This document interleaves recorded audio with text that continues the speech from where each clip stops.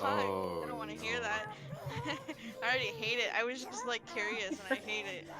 I'm very glad that I do not impulsively click buttons.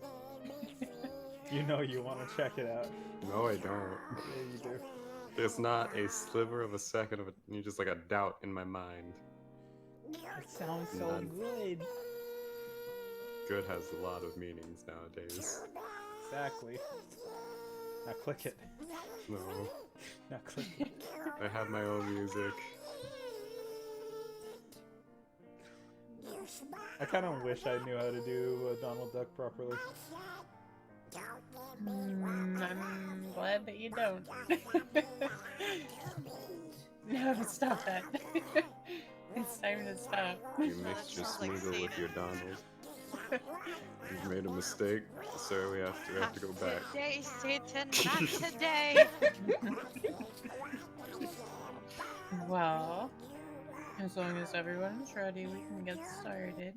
Alright, fine. So, in our last session, we went to Elysium, where the prince made a proclamation to the assembled kindred of the city, informing them that he would give them protection if only they would give their allegiance to the camera lens, specifically to himself. And our cast of characters had various responses to this, but none positive. And in the course of the events, as the prince was looking for those willing to kiss his ring and swear their fealty, a chance encounter between Jason and Hibari gave the pair a chance to exchange a quick silent note, which Jason has yet to look at, but might reveal a bit about what's been going on behind the scenes. Meanwhile, Mara has established that she will be in touch with Alistair shortly for an overdue meeting in person, hopefully with no clones this time. And for Dent and Oil, they've seen enough of what's going on, and they'll have to adjust the operation of their business accordingly. But for tonight, as the sun sets below the horizon, we will return to your havens, where each of you stirs from slumber. And I think today we will check in on Jason first. Do you want us all to do rouse checks? I would, yes. Oh, God. Yeah, give me a second. Good clicking buttons. I'm a clicking buttons like a fool. Click the right one. Do No, you the want me to left roll one. for both of them? Who are you going to be focusing on tonight? That's the main. I mean, either one of them has to talk to an elder or their sire, so... You have stuff to do on both sides, but I just want to know, who are you feeling tonight? You know what? Let's do Luna today. Alright, in that case, give me a rouse check for Leona, please. It's not letting me do rouse. Oh, also, I forgot Oh, my yeah. Can't do rouse. Pro subscription expired because I had to cancel it, so I need to uncheck a little box on all of your character sheets really quick. Oh, God. And then make me those rolls. Luna's just tired of her sire, so now she's gonna go hang out with the peeps. Okay, boxes have been checked, so rolls, please. Ah! Yeah! That's a 6. Ooh. Alright, success. Although, let me double check. I'm not sure the way that it manages this with the default API. I just want to make sure if we roll a d10. What? Wait, hold on. Where's my dice? I'm going to set this as my map player and then go to this. Ah. Because on a d10, a 1 is a critical failure and a 10 is a critical success. But it And says 100 so- successes. Yeah, I'm not sure quite what they're using to calculate that, so with that in mind, if you could all just roll me a. I think what it's doing is it's just rolling dice, and it's like, yep, you succeeded without giving me the actual number. If you could all roll Yeah. a d10 for me, please, just so I have a little bit more clarification. Okay. I was just double checking if I could attempt it. Yeah. Just 1d10? 1d10. Look. We'll have to actually think about our dice rolls now instead of having the nice graphic, but we'll get by. That is a failure for all three of you. What? That's poo-poo. It must be a 6 or higher to be a success. But That's poo-poo. Jason, as you wake this evening, you feel yourself growing hungry. You didn't have much chance to go out and feed the prior night, so That and I also didn't want the pity blood. yeah, Because- there was an entire bouquet laid out there. None of you were hungry enough for me to push you to do a rouse check for it, but if you were a Point little bit still more, stands. you would have. Yeah, but the point still stand was, a lot of us aren't stupid. We get that he's trying to play that game. Mm-hmm. Better to be safe than sorry. Trying to play the game But- of, gotta get that drink. Don't forget to give yourself blips on your character sheets if you haven't already. But Jason, as you stir from slumber, Mm-hmm. you have a moment to think back over the previous night's events. And what are you thinking? How do you feel about the way things went? And most importantly, have you had a chance to look over the note you were given? No, due to the fact that the night was just long and how all the pieces were gathered to this one meeting. There was all these different factions, all these different eyes, but there was just one truth that that some barons are at least being forced to side with the Second Inquisition, and then there's this hidden allegiance, more or less, to the Second Inquisition there. The issue is with us being unsure, but we know because we've been paranoia has basically just been up there for the longest due to that fact that the Second Inquisition kind of has a blip on us, more or They less. definitely do. You've had more run-ins with them than the average kindred so far. And we kind of smacked the living shit out of their men, so I don't think probably they would didn't like think I us. made the bad either. Listen, I threw a box at someone, so I remember that. Oh boy.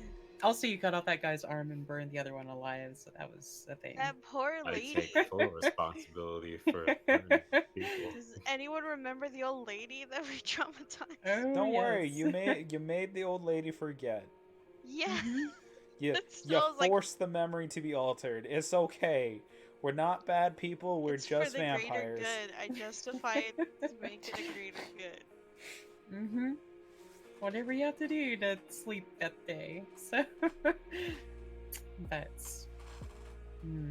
there are certainly things at work in the city that have been very troublesome. But in your pockets, wrapped up neatly, I hope, is the napkin that was passed to you. And would you like to take a look at it? Well, I first try to at least sit up because I'm just laying. So Mhm. I sit up, and instead of actually keeping it in my pocket, I put it in my bag for keepsake.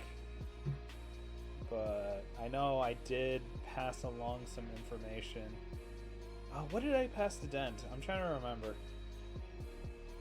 Dent, do you have any recollection of this? Because I handed him a phone and something else. And a photograph. Yeah, and a Look at this photograph. Photograph. So I'm thinking, I hope that Dent looked into the photograph that a good old friend in the darkness passed me. So as I go to my bag, as I look over where my cloak is being hung up, is there anything else in this room now, since I've basically just made this my home? Well, is there anything that you've brought in with you? You haven't had a lot of time to amass a ton of belongings at this point, but Basically, if all there's my anything. belongings are already in my bag. Mm-hmm. So, The books you brought from the library, still in my any bag. extra cell phones you might have I stashed in need the to go room. get more cell phones. You do, you've broken so many. Yes, and I've given one away to Dent, but to be quote unquote clever about it.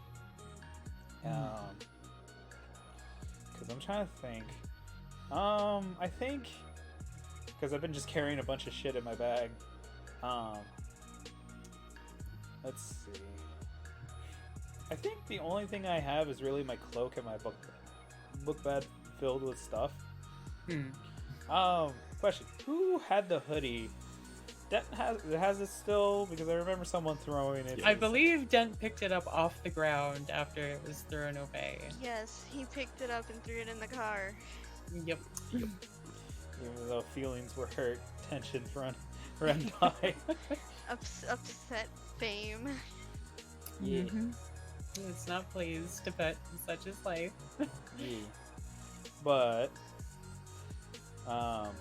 so I just make sure to put on my cloak, put my book back on, even though I could easily leave any and all of the books. I just always feel better off with just carrying it just in case something happens. As real quick, I take the note that was passed to me by Hibari, and I want to read it, but I'm gonna save it to share with Dent as I head out to at least go consult with Dent about any information about the photograph I gave him.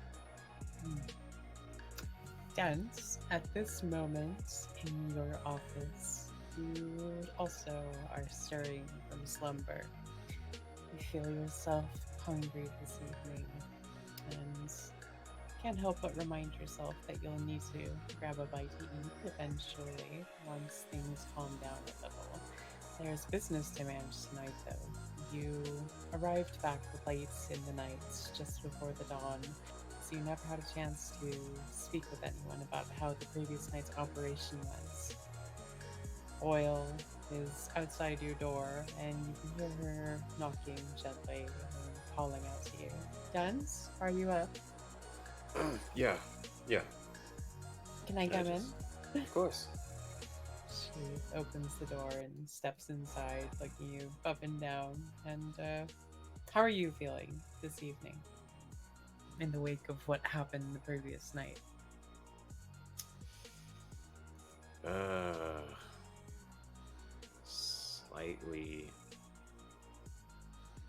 Slightly on edge.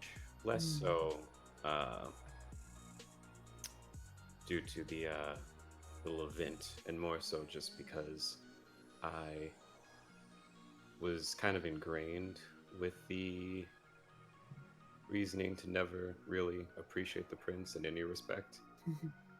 But He now, was very rude to you the first time you met, and he can put on this nice face all he wants, but you've seen him the way he is in private.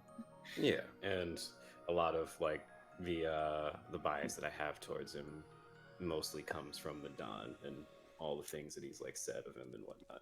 Mm-hmm.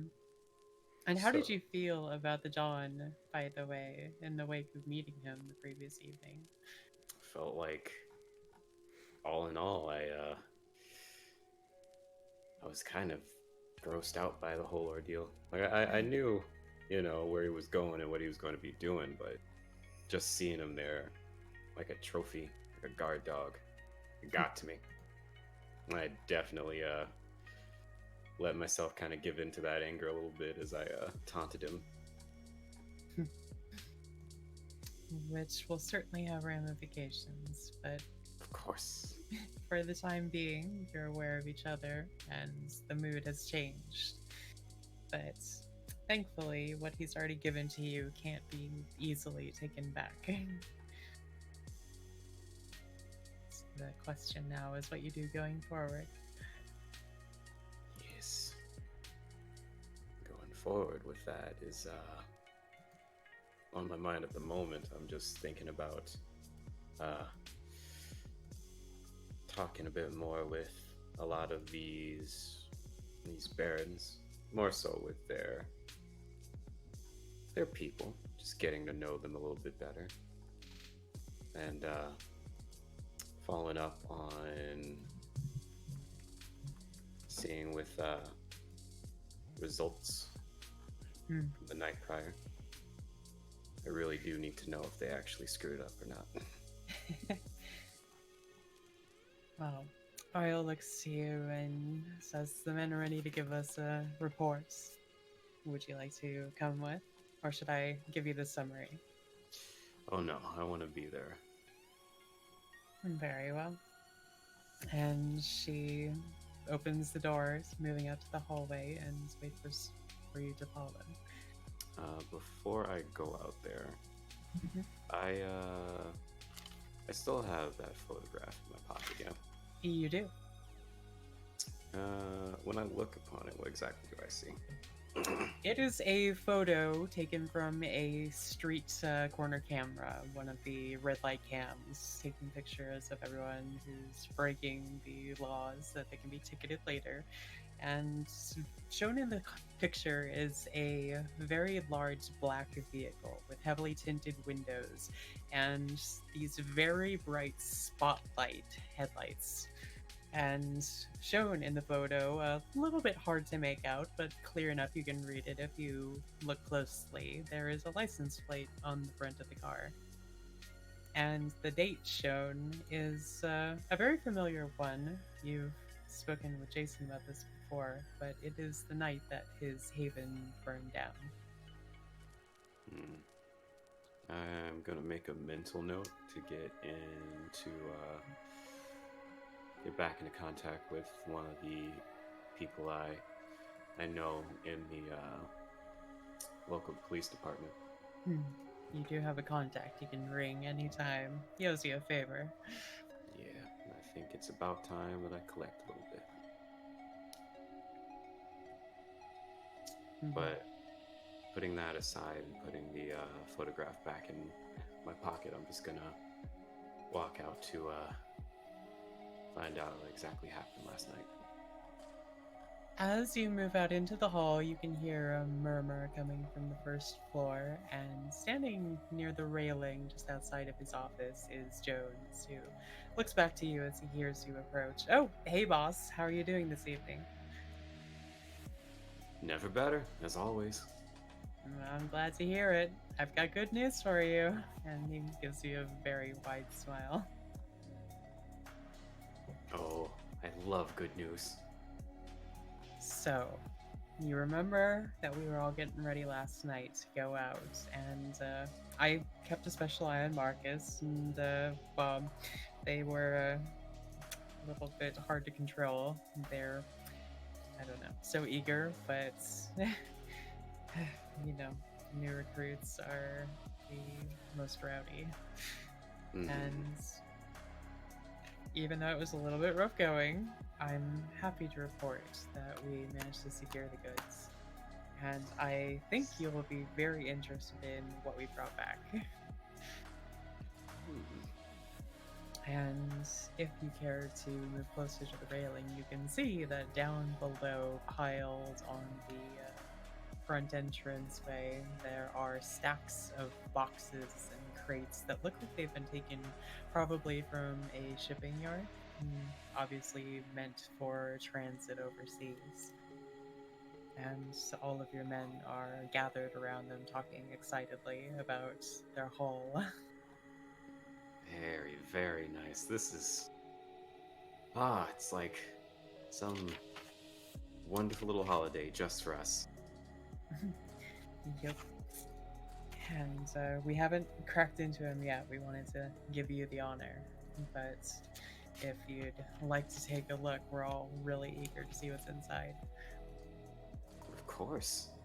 So I crack my knuckles and I stretch and I just go down the stairs, just getting as close up to the box as I can before just stopping and just admiring the haul that is just sitting there.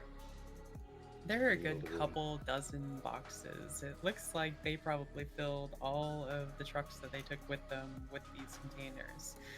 And you knew that the plan was good because Oil organized it, and Of she's been course. very reliable lately, really taking the initiative to do good things for the family. But this is a little bit more than even you had expected. Gotta remind myself to give her a raise. And standing beside you, she is quietly beaming, although, of course, she's trying to maintain her composure. I am proud in so many ways, but I, like a child on the morning of Christmas, I just have to go and open the first box of the many. One of your men who's standing nearby hands you a crowbar with a big smile and says, "Go on, boss, you take the first swing." Ah, I love the first swing. I'm definitely going to take it. I'm gonna try to be a little careful, but I want to just crack this thing open. Which Actually, box do you choose? There are many to select from. There are big ones, short ones. There are ones that seem like they're a little bit nicer than the other ones. Another one seems a little bit more workman-like. I think I'll start with the smallest ones and just work my way up to the last one being the biggest. And as a matter of fact, I'll hand him back the crowbar. I'll say I'll just do this one with my hands. He blinks at you and he's like, "Are you sure, boss?" Oh, I'm positive. You're just gonna rip right into it. Yeah. So make me a. I'm trying to think here what would be most appropriate. Give me a brawl and a strength check. This is just brute strength trying to rip this box open. Okay. And you can use restraint if you want to, or you can just go right at it. Enough restraint not to destroy whatever's inside. All right, so give me a -1 on the roll because you're trying to hold back a little. Just a bit. Let's see, 3 successes and a hunger success. Very good. You managed to not destroy the box in the process. You get your fingernails under the ledge of the lid and just pry it back with a creaking and groaning of nails being ripped free from the wood. And all of your men just stare at you with these stricken faces. They are all to some extent aware of what goes on in the family, but it's never explicitly said outright. There needs to be a measure of secrecy, after all. But seeing this display right in front of their faces just takes all of them aback, even if they thought they knew what was happening. And this, gentlemen, is why we work out. Mickey, who's standing nearby, just goes, "Yeah, boss, yeah. I He gotta gets work out with you sometime." sometime. Listen, I just want to know what this is, as I just toss the So- lid to this thing, and I'm just peering inside of it. The smallest box, which you picked, incidentally, seems like it might be one of the more valuable ones. It's impossible to say without tearing them all open, but contained within are a number of bonds, some ingots of expensive looking metal, and there is a ledger inside. It is bound in very nice leather and looks like it was probably intended to go to maybe an accountant, an according of numbers and various debts owed. Something that maybe would have been handed off in person, but with your luck, it's right here for the taking. Perfect. This will do very, very nicely in things to come. Jones is peering over your shoulder and he says, "Oof, if we can figure out who that belongs to, I think we'll have some good blackmail material. We can turn this into an even more profitable outcome." Yes. Please look into it as soon as I possible. absolutely will, and he gingerly takes the notebook from you like it's the most treasured thing he's ever held. Thankful of this. You know, he's always the careful one, and I appreciate that. That's why he's in charge of all the supplies. Yep. But As this whole scene is taking place, Jason, you have emerged from your room to shouts of encouragement and surprise, and you see Dent ripping open a box from this huge stack of crates that are sitting in the center of the foyer. And he is rummaging around inside. How are you feeling about what's going on? I'm just watching because I'm just like, huh. Well, I guess whatever's working for him. I'm just watching, not trying to interfere to the fact that, you know, this is his work. So I don't try to dig my nose whenever I've already owed him a lot for letting me stay.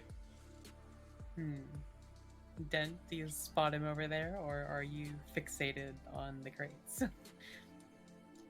I mean, I have all the glee within my eyes, as much as I can pretend there's there and there. But I definitely am still very vigilant, and I would think that I see Jason over there in the corner. I just motion for him to come over. What? Oh, and then he leaves. Goodbye. Oh no! Foul ball. Foul ball. I'm sorry. Foul ball in the court. Nah, okay, but nah. Since he waved over to me, I just head on down the stairs and head up to him. So what you doing? Well, it seems that Christmas came early. Huh. And we have so many presents. I don't even remember the last time I've actually celebrated Christmas, but what you find for your Christmas gifts? A lump of coal? Only if coal is shiny, pretty, and very, very valuable. So I just motioned to the already open crate that just has a variety of valuables inside. I look inside. What do I see? There are a number of ingots, nothing golden or explicitly, monetary, but they all look very valuable. There are several more books inside, although none so nicely bound as the ledger that one of Dent's henchmen nearby is cradling like it's his child. And there are still many crates that remain unopened, some of them very large in size. I feel like this hand's a little darker than this one. Wait, what? Nothing, I'm not talking to you guys. Sorry, forgot to mute. Gosh darn it. I'm totally not painting my nails while this is going on. Yes, you are. And I'm Let not me trying to have this. find an old sound effect that's just Oh boy, really bland going, yay! I'm trying so hard to find it. It sounds like an amazing voice clip, and I know a YouTuber that used to use it, just going, yay! Well, while you're yaying, I'm going to continue opening. As I'm like, do you need a hand? Not yet. And as you say, not yet, some of your men nearby just kind of let out involuntary sighs of frustration. They're like, come on, give me a chance. Seeing this all around, I motioned for them to start opening the other box. Some of the medium ones. Not the largest. I told no one to go for the largest. They eagerly move in with crowbars in their hands, and a couple of them try to replicate what you did, tearing off the lids, and they give As up they after just a few try to seconds of sound so struggling. cheery. Yay! Perfect. It's like Christmas Day, but they're all weak babies, and they can't open these crates without a little assistance. Just a tiny bit. But Okay. they're opening the crates and finding various goods. not all of it is as valuable as that first box you open, but there are shipments of mechanical parts. There are little odds and ends. Just seems like general goods and wares that were probably, happened to be on the same shipments before it was relieved by your men. But some of the larger boxes that are still remaining are calling to you to be opened. Yes.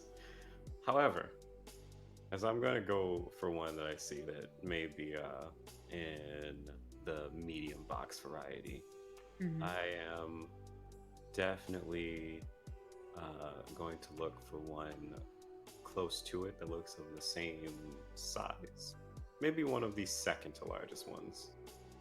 Second to largest. As Yes. you sort of maneuver it away from the rest of the pile, making sure there's nothing stacked on top of it that's going to fall to the ground, Mhm. you pick out one that's maybe a bit larger than a man. It's about 6 feet tall, 3 feet wide, 3 feet deep.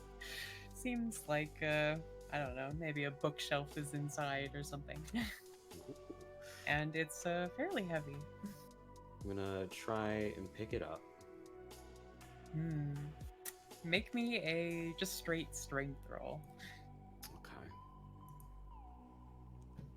Maybe I do not have proper ability, but we'll see. Actually, no, I never don't mind. think it's going to be too hard for you. It's on the heavier side, so I want to see how you do. Yes. I'm just standing back and just letting him have his fun. Fun. Two Ah. successes. You pick it up with a little bit of effort. Feels like this is actually pretty weighty. Might be 300 pounds or so. Nothing that you can't manage, but it's straining your back a little.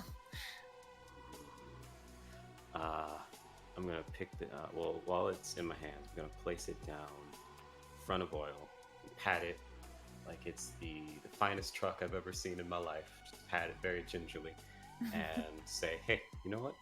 This one's yours. Just go crazy." And pardon me, who are you handing it to? Oil. Oil. She looks to you just to make sure that you're being serious, and she takes it from you. And just for fun, I'll see how she does on that same strength check. Also, hey, God's Groot, what's I up, mean, I man? can put it down though. Improve. You just died giving your life No, no, for no. someone She else. wants to take it from State you. your last words. She also gets 2 quack. successes. Hey. She takes it and is like, "Oh, this is heavier than I thought it was going to be." And she sets it down, laying on its back. And she reaches for the corner and begins prying it open. She can't do it in one smooth move like you did with the smaller box, because of course this one is much larger. But going from corner to corner, she manages to wedge the lid free and she heaves it off to the side with a thud. But Everyone turns to look as the wood rattles and comes to settle on the ground. And there is a collective breath from the crowd as they look at what's contained within. There is a very nice, polished, dark wood coffin inside. Oh. oh, as I walk up, did you find something that catches Oliver fancy? Yes, possibly. Oil is looking to you, Dent, with a very concerned expression. This is not what you expected to find in any of these boxes. I am equally as surprised, and also I am much more giddy than anyone in the room at the moment. The giddiest small child. Yes, I'm definitely going to try and reach in there and take this thing out. I'm just gonna lift the coffin right out of the box. Yeah. Make me that strength roll again. All right. I want to put some meat on this one, on this little potato. Alright, make me a rouse check then. All right. Now you want me to just roll the d10 or just roll the rouse? Give me... I'm still not positive how it's doing the rouse rolls with this default API, but you could try just like clicking the button and we'll see what it gives us. Yeah. Yeah. Because I think what it's doing is it's rolling the dice and it's just like success or failure. I don't think it's saying like, you know, what the actual number is. So for the purposes of time and not making you all push the button every time, I'll push just it. accept it. I mean, you push can if you want to, but I'm pushing. I will accept the success. And so you get a +1 to your strength roll. Alright. Yeah. So a total of... Was that with the +1? Yes. Okay, so 2 successes. And I believe the way that this one does it is the rouse check would give you that extra hunger die. So you have a total of 4 dice, I think, out of 5. So you easily heft this up out of the box. And as you do so, the initial impression is reinforced. This is a very sturdy wood coffin.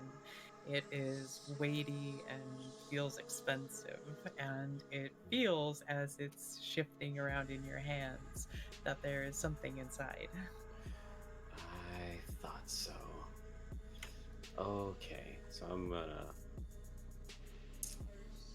I am going to, in a more whispered tone, mention to both Oil and Jason, I hope both of them are in relative whispering distance to me. I want this moved into a more private room just in case there's unexpected surprises that we may not want everyone present to see.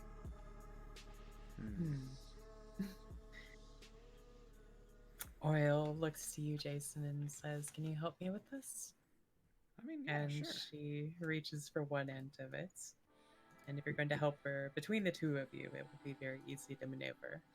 Well, if anything, if she needs assistance, I want to pick up most of the slack. Or see if I can. Gonna try Yeah, and almost muscle went it to the and liquor be store before. strong boy. Me, because I am strong boy. Alright, strength roll. Everybody does strength rolls tonight. Where's my strength? Strength. And then Lita does a strength roll. Roll Oh, your that's strength. not her forte. Do it anyway. Break all the nails. Pick up something heavy. Do it. Oh, I got one. Unexpected strength roll by Habari. Dang it. Just all gonna do it. Would you like to Well, use a I'm willpower on this. it, or are you just going to accept that maybe Oil is picking up a little bit more of the slack? I use a willpower. Okay, not going to be shown up. Nope. Alright, strike out that willpower and then give yourself 3 dice roll. That's the reroll button, right? Mm-hmm. Okay, well, fuck me. Oh dear. Oh, no. Let me roll for Oil as well, because I just want to see how this goes. Just kind of watching them. I'm just gonna, if I have to, I'm just braced to like. As you're just looking step in. on, Jason is reaching for his end of the coffin, and he hiffs it a little bit off the ground, and then he just kind of grunts, and he's like, ugh, a little bit heavier than he was expecting. Oh no. And Oil, Oh. roll the dice. There we go. Oh no. Oh no! Okay, I definitely want to step in before that thing just drops on the ground. Hey, Vic, can I ask you something? Yes. Which version did you have before in terms of the subscription? Pro subscription for Roll20, but canceled it because I need to save money. But this one gives us basically the same result. It's just that it doesn't have like the nice visual It's not element. cool So it's not cool looking. We don't get the banners that just tell us how things went. So Yeah, it doesn't show us the exact numbers. we have to think about things, guys. But I'm gonna use a willpower on Oil because that's silly. And before Dent throws himself in to carry the babies to success, like I am not a baby. I made my character to be stupid strong. I didn't He's say you were a baby right now. Okay, so between all of these rolls and willpower, we have 2 successes. So Oil and Jason both get their hands under the coffin and heft it up, and they're both struggling. And you can see the sister looking on. They have the coffin up in their hands, but it looks like this is pretty heavy for them. So Gonna take a deep breath and attempt to lift it up a little more. all right, make me another strength throw. And no, I won't make you do a rouse check unless you want to do one Yes. to beef yourself up. All right, make a rouse check first then. Also, hello, Cosmic. How are you doing? I will rails. Yeah. What is with my knight? Well, it says success, so Hunger successes though. And Yes. Dice rolls 1, but it still totals out to 0. I think we might need to do D10 rolls for hunger, just because we actually need to know what the value is. Very So- confused. Because I think it works fine for like rolling a stat, but I think Doing some online D&D. Oh, actually, it's called Vampire the Masquerade. It is yes. easier. It is a bunch of people who are being edgy vampires. Edgy nerds. So yeah. Edgy vampire nerds were great. Yep. I got Oh, yeah. one extra strength. How, What is with these rolls? I'm confused. How'd It's you... a little confusing.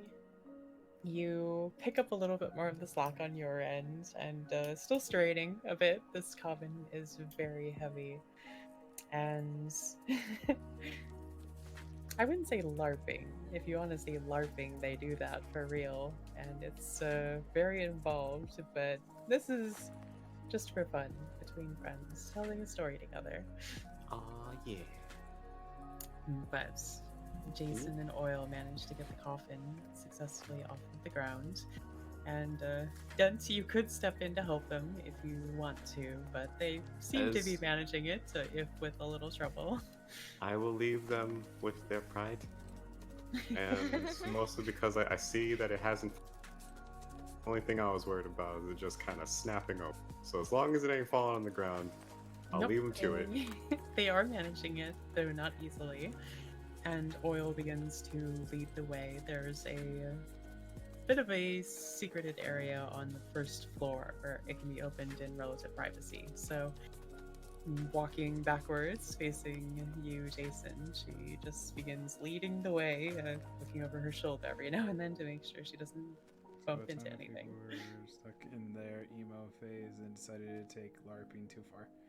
I mean, this is just vampires. Vampires just doing their vampire thing, chilling. We just live normal lives. You can't gift a subscription, can you? Dang. They can.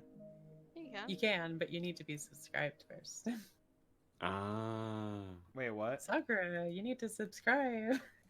Not to the Twitch thing, to the Roll20. Oh, to Roll20? Yeah. No, I don't think you can. Yeah. No, you'd have to be like, hey, I'm here. Now delete my information. Delete it. But Right. they begin making their way forward, and are you going to stay and oversee the opening of the rest of the crates, or will you Yeah. follow after them? I'm still gonna be tearing into the crates with the guys, but I am just to draw a little bit of attention away from them and their carrying of the coffin. I'm just Mhm. going to make a bit of a show of this next one. The one that I had my sights on before I brought the other crate over to Oil. The big one? Yeah, All right, go Just for gonna- it. rip that thing off. So it's you said it was bronze strength or just strength? You already buffed yourself up earlier, so that is still lingering on you, so you can just make me a normal strength roll. Okay. Alrighty. One moment.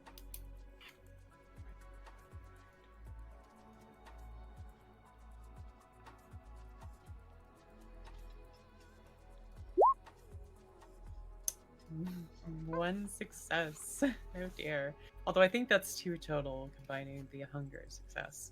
So you start ratcheting and just wrenching at the edges of the lid for this box, but it is much larger and sturdier than the rest of them have been.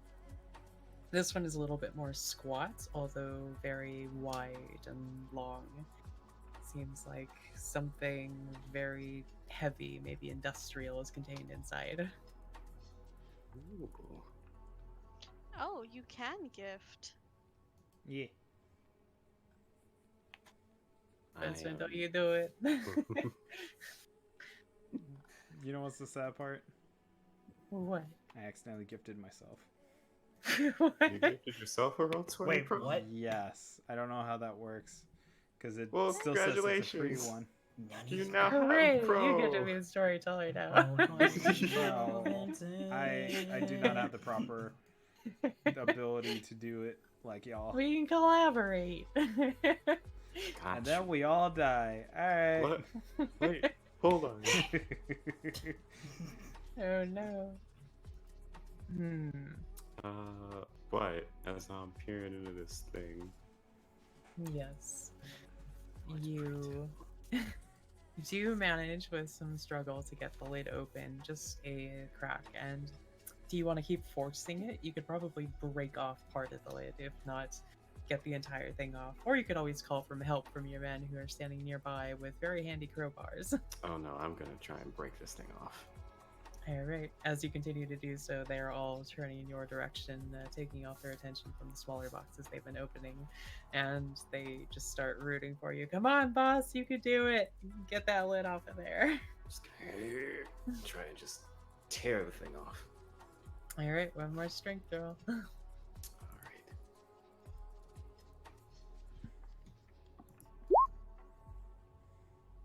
We got 3 successes. As you are yanking and wrenching and pulling, you finally hear a loud crack, and a corner of the lid breaks off in your hands. The nails come with it, and you're left with this jagged hole into the corner of the box. And contained inside is some very large machinery. It looks very heavy, very new. It's all pristine and shiny, like it just came from the factory. And you would need to get it out of the box to be able to see better what it is. But now that you've caught a glimpse of it, everyone is crowding around. They've forgotten about these smaller packages of goods that they were handling moments before. And they're all urging you to get the rest of that lid off there so they can see what it is. Well, I'm definitely gonna do so. As you continue wrenching at it, and I won't make you roll again, we will assume that at your current level of strength, you are just breaking off the lid piece by piece, and your men are all too eager to help you wherever you direct them to. Yes, I just want them to be pulling this thing out of the box while I'm ripping it apart. And after a long moment, it is exposed, and taking a step back to fully see what it is that you're looking at, it seems to be some kind of an industrial transfusion machine. It has large chambers with piping heading out. There are spots where needles can be attached to draw and dispense blood. And it seems as though it's something that might be sent to, a chemotherapy office or another place where people need to go through dialysis. And seems very heavy set and obviously intended for heavy use. And you're been quiet a little bit. This is not what they were hoping for. It does look expensive, and so they're encouraged a bit by that, but it seems a little bit out of your market, shall we say. And you said it's just like some glorified blood extractor, yeah? Basically, used for, pulling the blood out and pushing new blood in.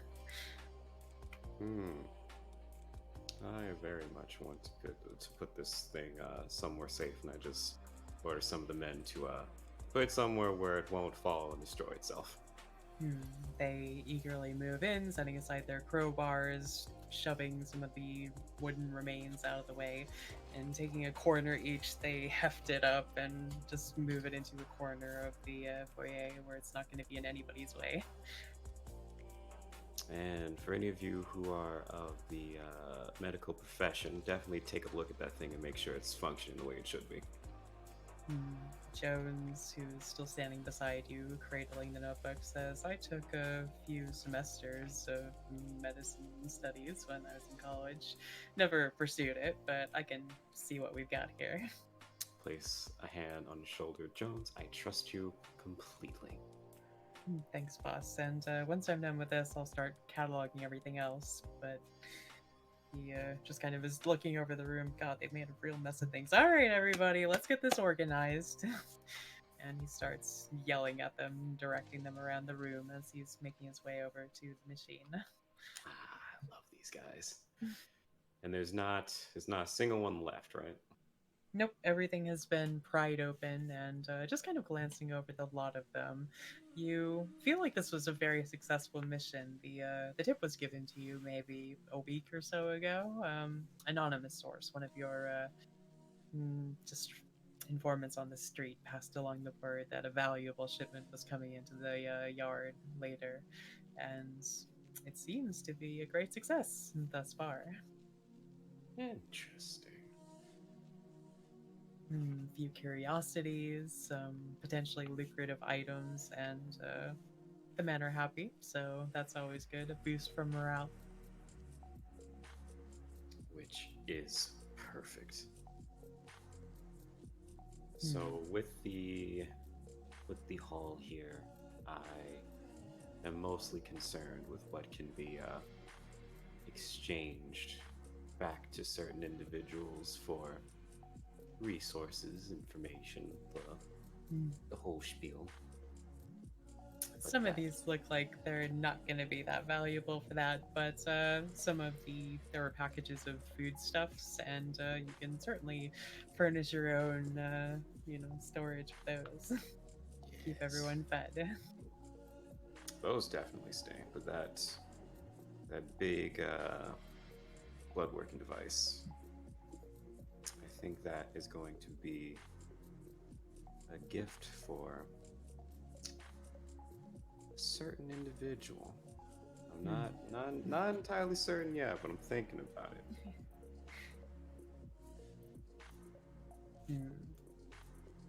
But are you going to hang around and keep surveying things, or make your way to the back room where Oil and Jason wait?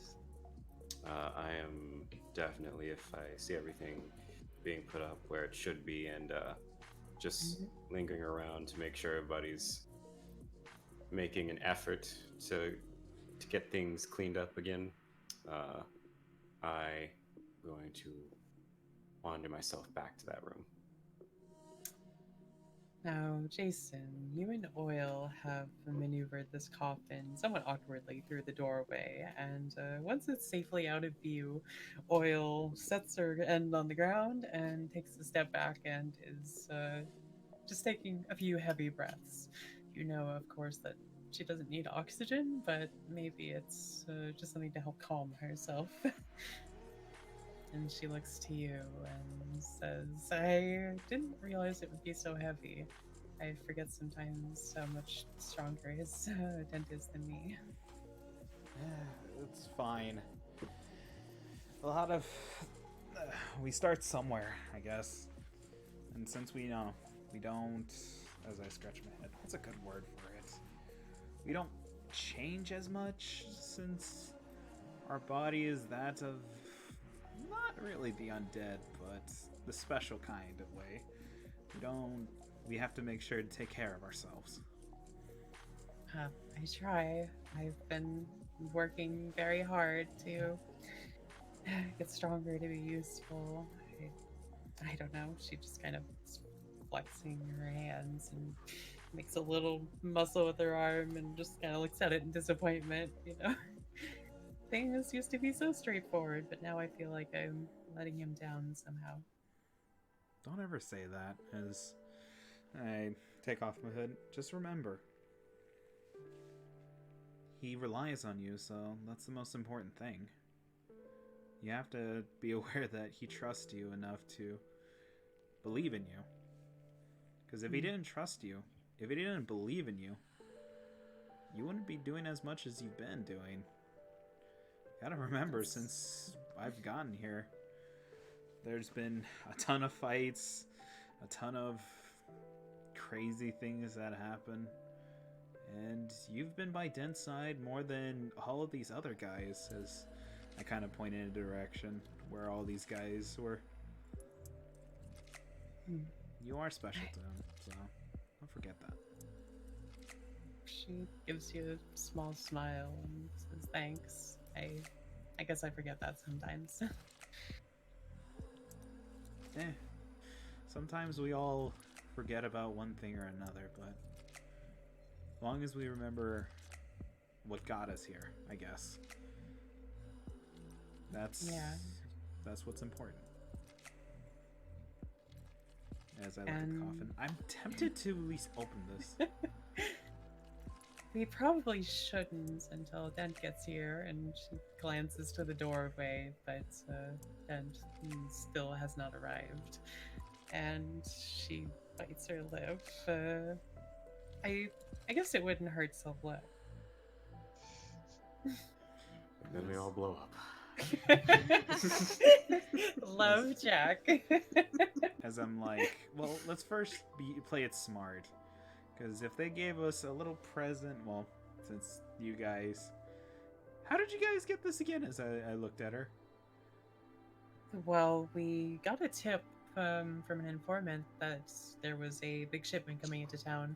We've got lots of ears and eyes on the streets, and they tell us these things. And it seemed like it was reliable, so we staked it out. The ship was coming in, so we paid off a few guards, and here we are. Okay, but... Well, if there's no noise, as I use my heightened senses to see if I hear any kind of, like, as I put my ear against the coffin, try to see if there's any kind of noise I can hear from it. Make me a wits and awareness, please. And if With you're a giving +1? heightened senses, yes, +1. Yeah. It's a pretty thick wooden coffin, so you really have to listen carefully to see if you hear anything. Wits and what? Wits and awareness. Alright, give me a sec. Gotta do the opposite way. Because you have to do awareness plus wits. Yes. Haja haja ha. Oh. Oh dear. Would you like to willpower that? I feel like these dice aren't rolling correctly, but sure. I mean, you could always just roll them with the dice roller if you don't trust the It's result. fine. It's fine. Wait, is it a Always 3? try to figure out how to gift Vic Pro. We could. Wait, so is it a 3 or a 4? Let's see here. Because you reroll 3 dice if you're using willpower, or Because it says the awareness. the dice rolled 4 is the number of dice you rolled, and then hunger successes because you have some hunger right now. That is rolling those as hunger dice. So it does This is like something we haven't really had to deal with, but basically you combine the pools, and hunger dice only comes into it if you have like a failure or a critical failure. Do okay. it. So That's now am I more hungry or? Let's do it this way because. Hold on. We're gonna fix this right here, right now. I'm gonna go Oh through my Vincent goodness. to go you to send the money. Doing it right now. Oops. That makes Gosh sense. darn it. That last one. I think what I read is you can gift it through their email or through their profile. Goodness. Oh, even better. Hold on. No. This is okay. What? What? No. It's okay. Vincent, No. how dare you? I'll do it. How dare you? No. Now, if you're doing that, make sure you get a refund on the one you accidentally gave yourself. No. I'll do it. Wait. No. She's telling you to get a refund for yours. Yeah. Yeah. No. It's okay. Well, but why Yes, though? yes. No. But why though? It's okay. Is it? Yes. I don't think it's okay. I don't think it's okay at all. Yes. Oh, and you can also pay with PayPal. Yeah. Well, that's getting sorted out. I'm gonna BRB real quick. Okay. I don't know how it verifies though. That's the only weird thing.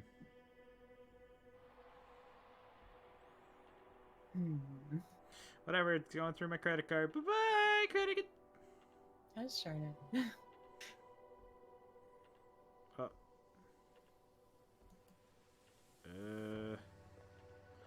Uh-oh.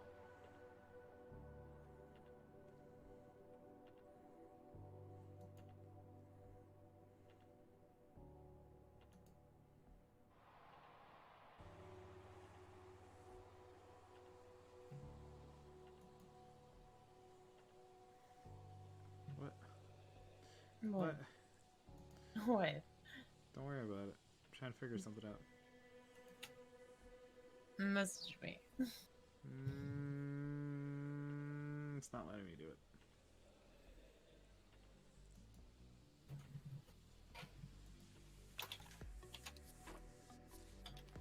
Let me do it. I know I have enough on stupid credit card, you stupid thing. Go start it. It's okay. Don't mess with it if you don't have to. I'm doing it. Yes. It's okay. We can just use normal dice. Do it. Wait, do I not have enough on my credit card?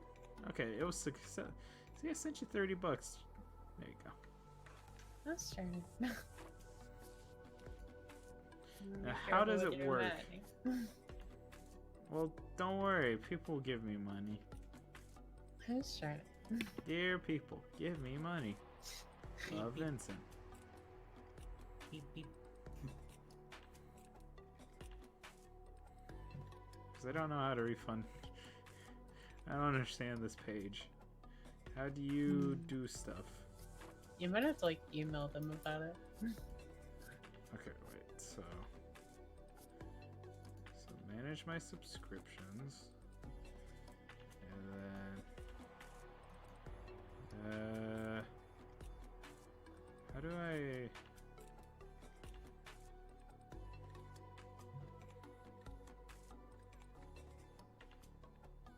Okay, so just straight up. How do I refund that though? It's $20. You'll probably have to. Oh my goodness. You can just message like their support team.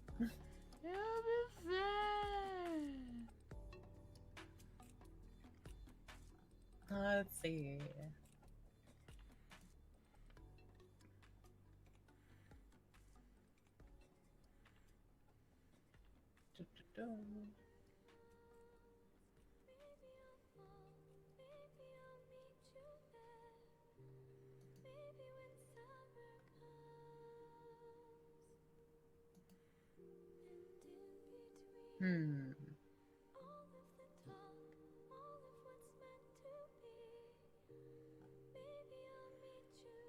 Oh well. But the money's sent to you, so you should be able to put money in it.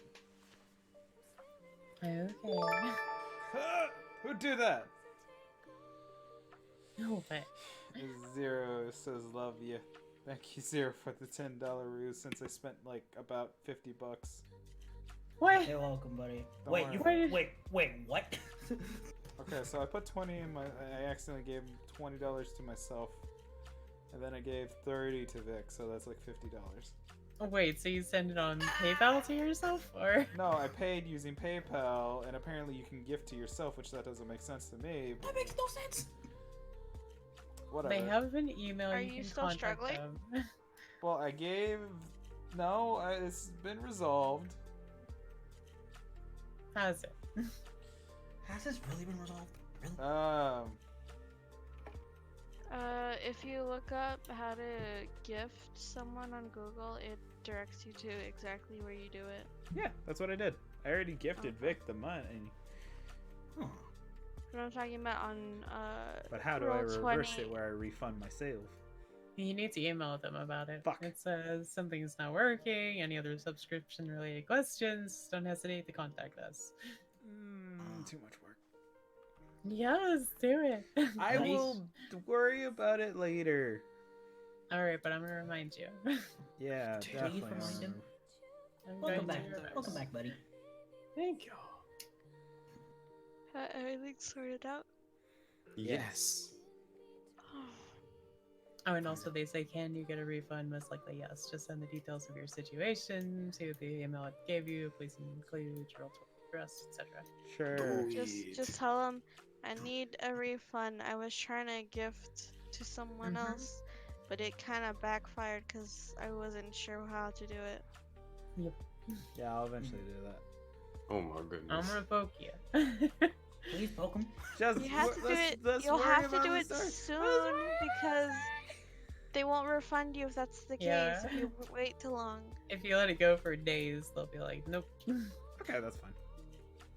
I'm sure. I'm fine. It's fine. So are we getting back to super cool roll dice? Fine, I'll do it. Yeah, sure. I'm gonna have to reload the game though, just so you're all aware. I'm Boys. totally fine with this. Already No doing it as problem we at speak. all. It's okay. Good. Whoosh. Nice. The old fashion of how to do this is a little confusing. Old fashions Oh. for smart people. I'm not smart. I'm not smart either. Exactly. See? Go team dumb people. Hell My yeah! team, dumb Half people. five. Ready? 1, 2, 2, 3. 3. Oh, God damn it! The joke is This there. is why we can't do anything nice together. What do you mean? I've done nice things before. We can't have 5, right? we 7. we And do now- everything right. Like kick children downstairs. Yep, everything. By God. Where's that By slurp? God. Sakura. Sakura man. It's okay. It's better than my stomach hurting from chocolate milk. Oh my god. Wait, what? So I I hate drank that a they half restrict gallon of all of chocolate milk. Darn it. But, No. gosh. I know I never. But why? Why, buddy? Why? It's Because I expensive. can. And we love you anyway. And we love you. What? So much. We love him so much. But sometimes, damn it, Vincent. Dang it, Decay. Dang it, Kane. Yeah. My. Oh no. I'm the yeah. Oh no. This man's got a mouth. I do. Now that's a knife. Please stop that. I didn't do it. It was not Vince, me. stop it. Like I You swear gotta to stop God, this if right you now, fucking buddy. throw me under this bus, I'll just cut you. No. Oh, No, jeez. Put the knife down, buddy. Put the This is knife a knife. No, that's a knife, but still put Bring it. I got one too. Oh god. Knife was. Fuck, I can't put it back. My nails are drying. Haha. You must Your suffer. nails have Suffer for the pricked. pretty. Well, it's still the knife. The blade's out. I just can't close it right now. Oh boy. You cannot conceal the killing intent. So I'll just hold this knife like I must stab someone until my nails are dry. Blank is dangerous, and also I'm so That proud is of you. dangerous. Gosh darn it, Sakura. Yeah, but yeah, we're proud of you, Blake. Would Keep it up. anyone like a hug? No. I'm actually a guy who adores hugs, so yeah, I'll take. Well, Damn it. I hope you're proud of yourself, Blank. Hope you're proud of yourself. It's okay. It was Vince. Wait, what did I do this time? Vince, why would you kill Zero? This is funny. Gosh darn it.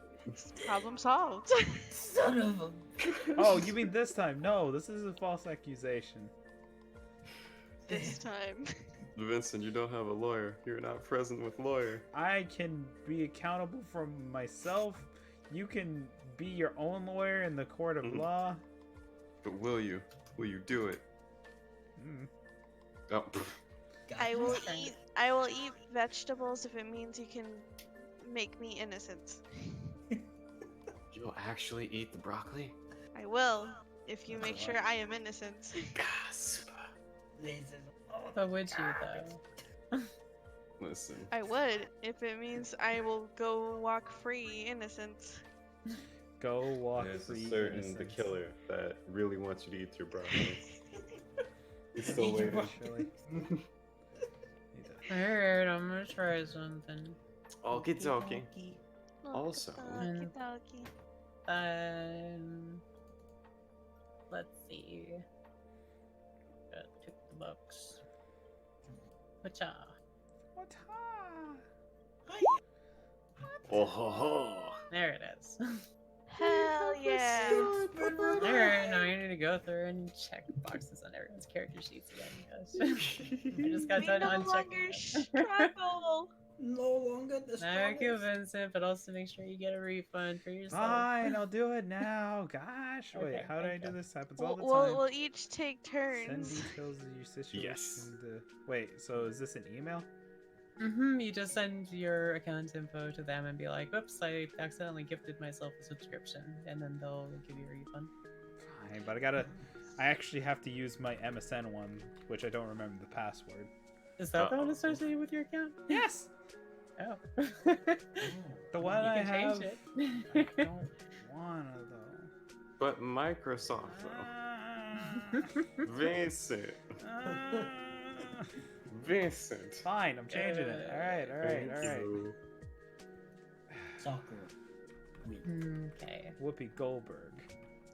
Alright, so October 20th, Vic, I'm gifting you Pro if it Well, runs he out. gave me $20 of credit, so I'll be good for 2 months. But then in Nice. November, we'll reevaluate. So, Yeah, Look at that, Vincent. nice, Such a Vincent. guy. Heck yeah. Heck yeah. Okay, so someone remind me where we were. We Whoa. were getting ready. Well, I was listening into a box, and then I got You were. really. And then was we like, had this is roll stupid. difficulties. Because rolling's stupid. That's fair. So should I retry that? Yes. Oh crap. Let's see, I was having you do a wits plus awareness roll plus 1. So awareness plus wits, you mean? Yeah.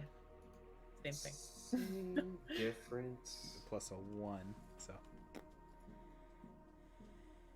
1 second, I'm checking boxes still. There are many character sheets. Yikes. I mean it's 3 successes. Yeah. Alright, Would've been 3 bad, though. successes. Yeah, you did have a critical failure there, but it's fine. That only takes effect if the overall roll is a failure, and the difficulty wasn't so high. It's a thick box, but as you press your ear to the lid and just still your breathing and just open your ears more, you can hear a very faint heartbeat from inside.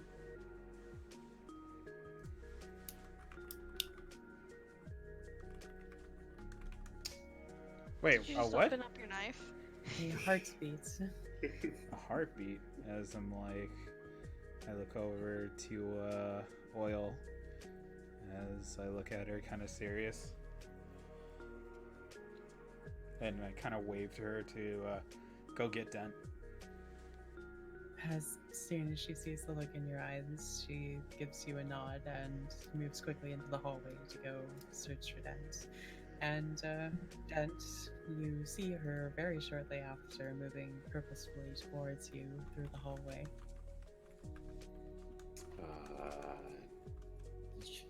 I just, as I get closer, I just begin to mutter, "You looked in it, didn't you?" No, we didn't look, but Jason listened. I don't like any of this. Alright, let's see. And she spins on her heel and begins leading the way back to the room where... Jason, what are you doing? I'm just, Box. I'm listening, just if there's Still have any, your ears to the lid? yeah, to see if there's any breathing or movement. Because if I hear a heartbeat, that means this No is someone breathing, aliving. I mean, but aliving.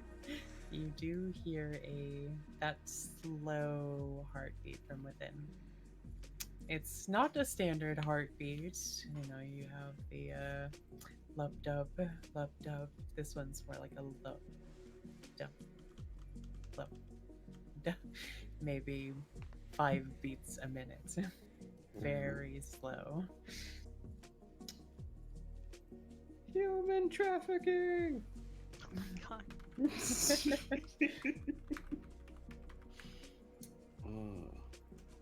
Well, do we arrive to see Jason over the coffin, listening in intently?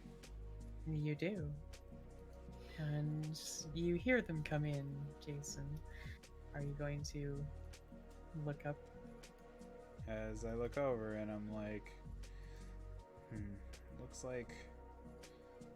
I mean, I hear something. Or someone. Well, I'm no good with suspense, and I just go over to just open up the coffin. Just gonna rip the lid right off. If it's locked, I'm gonna try and just open it, but if otherwise, I'm just gonna just very gently just open the thing. It doesn't seem to be locked. So, as you reach out and begin creaking the lid open, the hinges are well oiled, but even so, they squeak a little. And inside is a figure. As more light begins to hit them, a couple of things strike you immediately.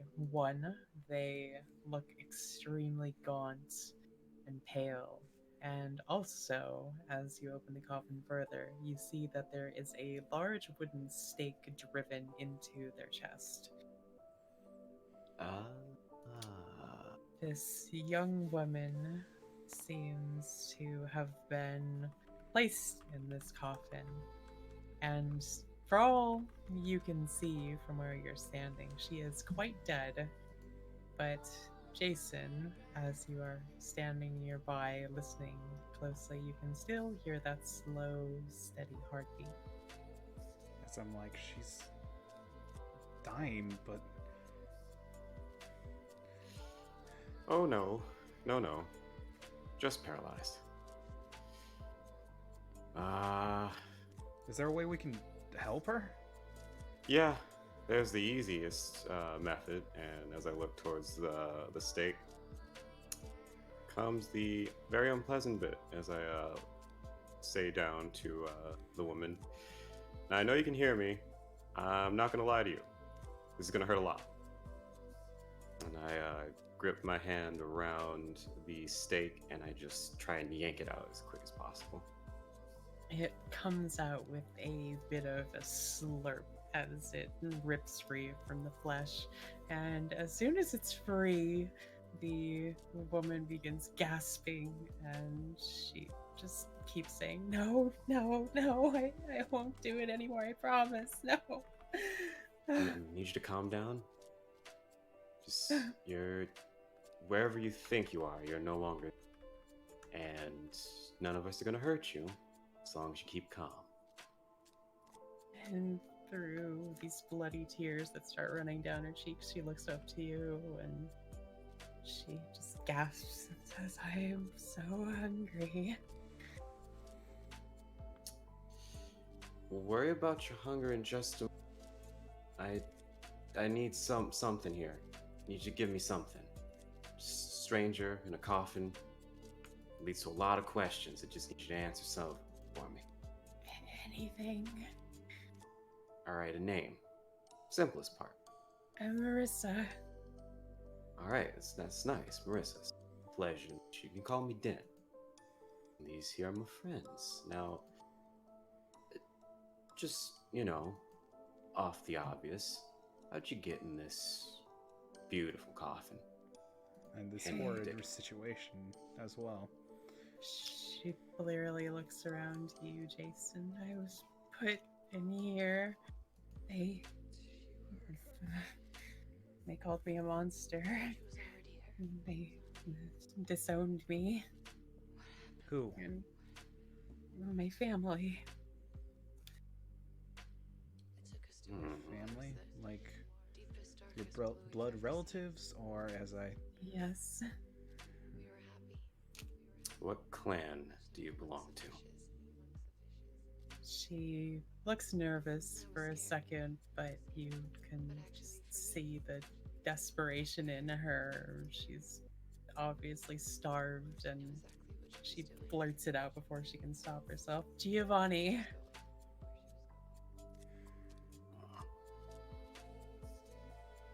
I'm Interesting. Arissa Giovanni, and my family put me in here. Just because you're a... What'd you say specifically? That you're a monster? And could you make me... let me figure out what I want to do for this role. I want you to give me an investigation and wits roll. Okay.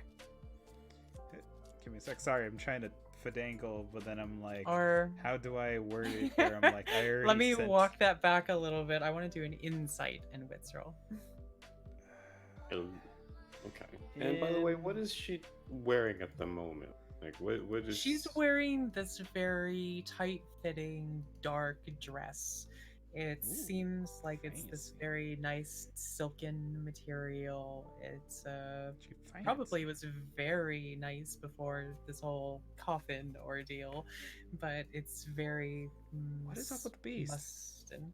The beast tells you that you got a critical failure on one of your hunger dice, which no, would no. be a serious problem if you fail the roll completely. But I did. You have one success, so you could always use the willpower to reroll some of those days. Fine. Oh, I was just like, hey, hey, friend, you gonna use me? Fine. It's Eh. there to be used. Just don't forget, you always get it back at the start of the new session. Wait, I thought I did it. Why didn't I do it? Don't forget to push the reroll button. I did. Critical hit. Hooray. Did you? That gives you a total of 5 dice. As you are looking at Arissa and sizing her up, just watching her mannerisms as she's speaking to you and Dent and just looking around the room, you can see that she is extremely nervous, and not just because she was just removed from torpor, but it seems like she's hiding something. It seems like you're scared. Wait, am I able to tell if she's like afraid of something more? Well, she was just asked why she was placed in the coffin, and it seems like she does not want to say. As I look at her, it seems like you don't want help. I do. Then why are you lying to us then? She bites her lip so hard that blood starts to leak out from where her fangs puncture the flesh. I watch her did actions. something awful. Like, we're friends here. We saved you. I thought we would be friends here. I look over at them. Right? We're friends. Exactly. Right? I just pull up sleeves, just in a showing manner of one of my wrists, on my right hand. You get to eat if you tell us. And she just starts drooling as she's staring at your wrist, and she takes a deep breath and says, I broke a taboo. I did something unforgivable. A taboo? There are rules, you know, and I couldn't help myself. You broke the masquerade? No. No. And she seems a little amused about the idea, but shakes her head very vehemently. Did you eat someone you weren't supposed to? And she meets your eyes and just gives the shallowest nod. Yeah. So I look over to Jason. Bit of diablerie. And she cringes when you say the word. Well, I kind of stretch a little, adjusting my hood, putting it back like over, trying to cover my face. Well, you got a few choices here. You seem to be in trouble. If we're able to find you in a coffin, in a crate, being sent... Where did this came from, Dent? As I look over. That's very, very good question. As my eyes then sift over to Oil. She quickly leaves the room. You can hear her running down the hallway, and after a moment, her footsteps return with a shipping label ripped off of the crate that the coffin was inside. It says that this was shipped out from Italy. Italy? Goodness. It was headed for a location farther south in Mexico. This must have been a stop along the way. I try very desperately to withhold a grin that's just starting to break out a bit on my face. And, in a very, very serious looking manner, I look down to the... Well, Marissa, you did, in fact, tell a bit more of what I really wanted to know. I am a man of my word, as I extend my wrist. You don't want to do that. Please, isn't there any blood around? Do you have any bags? Well, do we have any of those? Oil shrugs. We've been leading into you. She says, we don't really need them. We have Darn. plenty of willing hosts here. As I kind of put, like, stare at her, and I'm just thinking, but how were you able to cross the ocean? Wait, out of character thing. I thought vampires can't cross the ocean. That is a bane possessed only by a specific clan of kindred. Most kindred have no problems whatsoever with running water. Oh, A quote from the famous Smiling Jack, I bathe occasionally, sometimes. Clint wants to. okay, all right. I was just making sure. Okay, so back into character. I was originally gonna question her, as but okay, back into it. You drank someone, huh? But did you drink them dry? She nods at you. But they were already dead. I mean, we're all already dead. You She drank the was fellow gone kindred? for centuries. I found her in the crypt, and I've always been weak. I've always been overshadowed by my siblings, by the other members of the clan. I was never gonna go anywhere, but I saw a chance, and oh God, I regret it. I regret it every day. Power play. Interesting. Do you regret it now, though? As I look at her, you basically were going to be left for dead if we didn't find you. You were lucky that you didn't Yes. wake up and be thrown out in the sunlight. Or wherever you were intended to go. That's another question. And as you're saying these things, she's just blubbering, just on the verge of completely breaking down. Bloody tears are running down her cheeks, and she just looks pitiful. Hey, listen. We're not gonna get anywhere with you just drain yourself dry. Look, alright? Now, I don't particularly understand all of the details here as to why you had to pick that specific person to do this. But what I do know is that I need to know more. In order for me to know more, I have to have you in a better state than you are. So we're going to do a bit of an equal transmission of faith here. You're going to restrain yourself.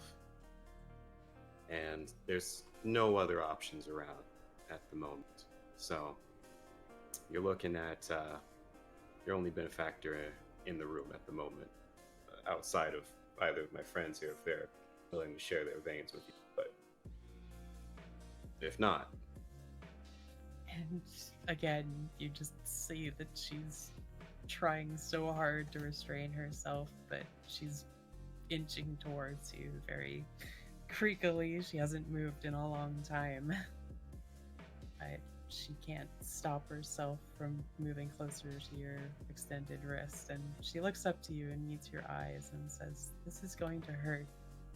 And then she bites in, and as she does so, an excruciating pain fills your entire body.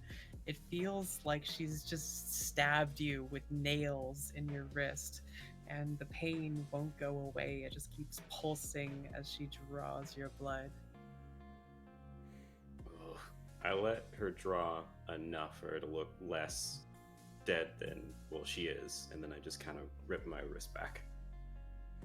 And you are going to need to make a brawl and strength roll for me, please.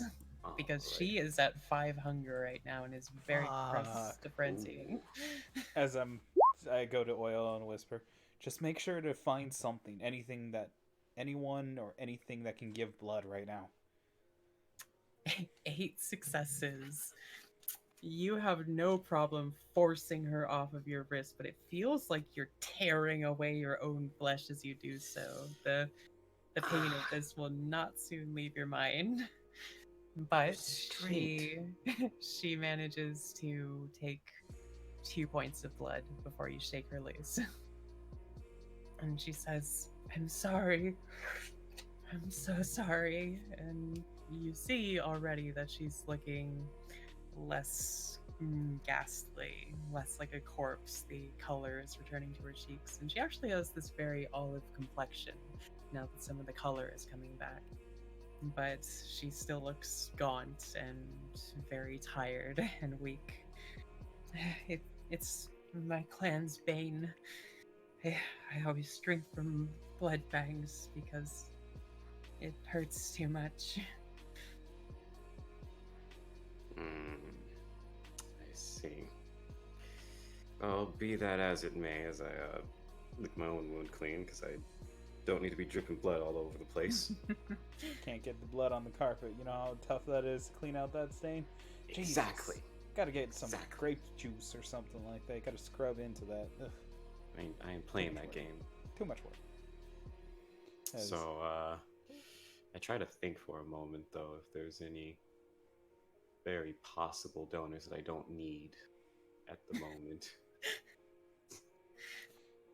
I go to Oil. It's like, do we have anything or anyone that we could just probably either get a bag or maybe some vermin on the side, just so that we can all get a sip or something like that. I haven't had a sip in a while. Oil taps her chin and looks to you, Dent, and you can see that she's considering one of the men, but she's thinking better of it after that display. And even though you were very stoic about it, the pain of the experience was obviously showing on your face. And she says, "Maybe we should make a quick run to the local hospital." I think that's for the best, as I'm still just kind of shaking my wrist.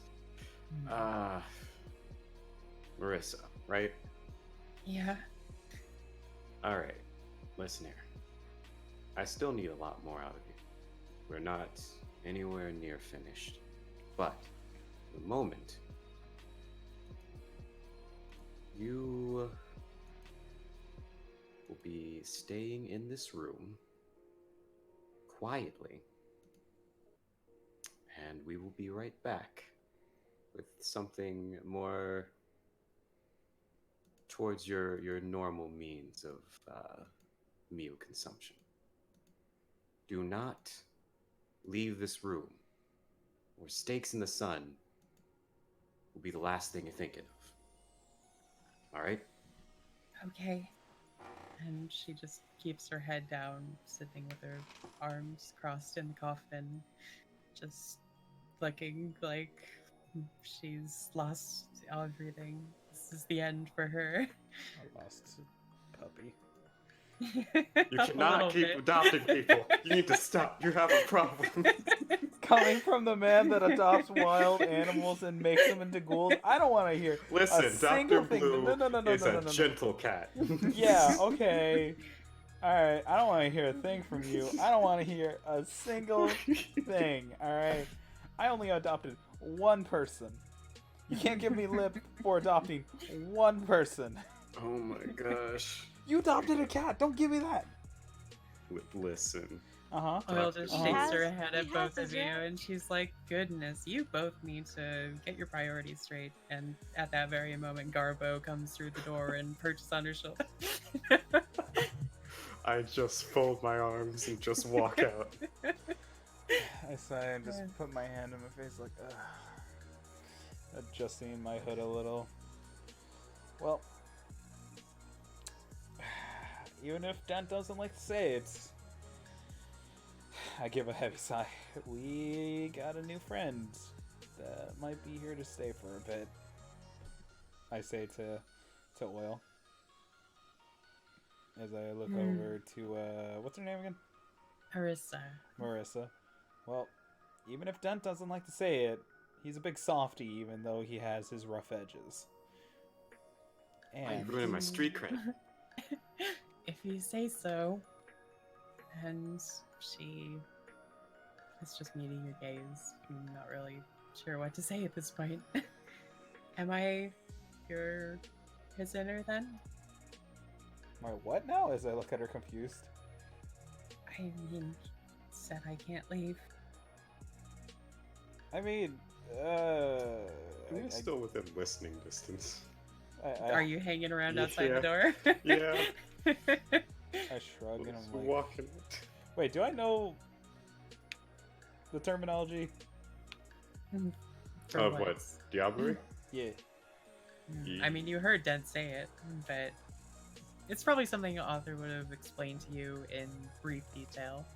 Wait, what was it again? Sorry, my brain. Diablerie is the practice of draining another vampire to death, subsuming their soul and gaining all of their powers in the process. Huh. Superpowers through eating your own kind. Mm-hmm. As I just look at her. Well, we'll figure something out, but for now, we just want you to... I scratch my head. Just be ready to get, like, answer more questions, because you are in a situation you can't really lie to us, I guess. It's either us or living in a crate until whatever comes next. Okay, I'll answer your questions. Just, I'm still hungry. I know, we'll find you something to drink. But for now, you will have to at least stay here. Because I look over in the direction where all the hustle and bustle of the other men still messing with crates are. Because we don't want any incidents to happen. Okay. And Just... she just lies back, still meeting your eyes. I go to the door and I'm like, I'm not adopting anyone else. I'm telling you this, Dent. Whatever you say. I mean, I saw the look in your eyes. I'm Don't- pretty sure you are. As I'm I not. just slide in the Oil My- just walks past both of you and she just kind of shrugs. As can't- I silently kind of gesture her like at her, and then I pointed at him, and then I gave him a little stupid face, like sticking my tongue out, like, and I follow behind Oil. I just I hold just two fingers from both of my hands to my temple, and I just rub it vigorously until I sigh, and I slide the stake that I was still carrying, because I didn't let go of that thing. I put that into one of my jacket pockets on the inside. Alright. Make a note on your sheet so we can remember that for later. Mhm. But now You have become aware of the situation. What's your next move? It's time for a blood drive. Blood run. Woo. Oh, yeah. And as you all prepare to head out, across town in the Chantry, Luna, you've woken some hours ago, a little bit hungry, but Fame immediately accosted you and told you it was time for study. Fun. He has been lecturing you at length about the lessons you've had recently, but you've hit a bit of a break point. He's taking some time to sip from a decanter with a luscious red liquid inside, and he offers you a glass. Yeah, I'll take the glass. As you drink it down, it quenches some of your thirst for the evening, and you feel very flushed with life, and he smiles at you. So, about last night, I've not wanted to bring it up yet, but I'm curious to hear your thoughts, my child. I don't think it's right. How so? It just feels like we're just taking a step backwards to what we've accomplished. Why would we want to go back to the prince so we can just stay stuck in our tantry and not be able to do anything but read books and be there to do magic for his beck and call? He crosses his arms and leans back and looks you up and down and says, "You know, many Tremere aspire to exactly that. They want nothing more than to be left alone to study and learn and be able to perform magic, and yes, perhaps at the prince's beck and call, but that is their aspiration, and for better or worse, our regent is one such kindred." I fold my arms back at him and lean back and just give him a look. It's fine to study and read, but it's another to do his dirty work. What's your impression of our beloved prince? He's holding a facade. He's trying to be warm and welcoming, but we all know that it's his way of trying to gain more power. Absolutely. And he is certainly hoping that everyone will fall into line. But will you? And he gives you a very level look.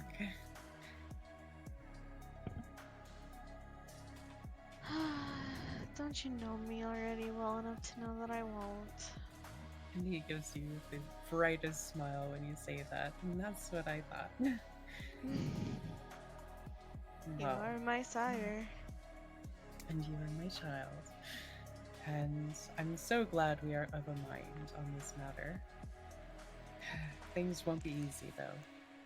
We need allies if we're going to stand against the Order. And he hesitates before saying the next thing, and he lowers his voice a bit. It may be time for a change of management around here. I kind of lean forward and give him like the biggest grin. We are suitable to run management. So we are. And not that I dislike our dear regent. He has been a good mentor for many years, but I think he's gotten a bit stuck in his ways. He isn't able to see some things that are right in front of him, and I can't help but find that concerning, especially in these modern nights. I only care about their well-being and safety. Whatever keeps their fangs in their mouth. Well said. But as I said, we must be prepared to take action. Not immediately. I think premature action without a plan would be foolish. However, if we make allies and position ourselves correctly, we may be able to make a proper stand against the Camarilla and anyone who wants to put us in the place of their choosing. Because we are the Tremere, and we create our own fate.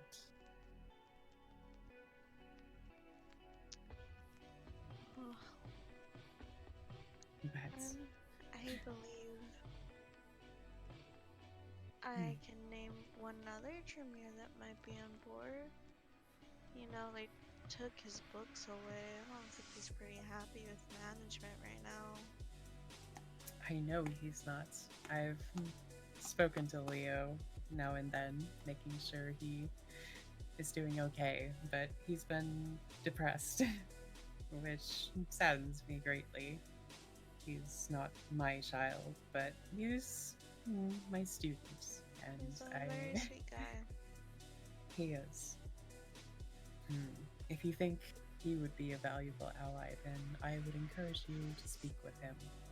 It might be a bit too forward if I approached him myself, but if he were to return to me for education, then I would be obliged to provide it.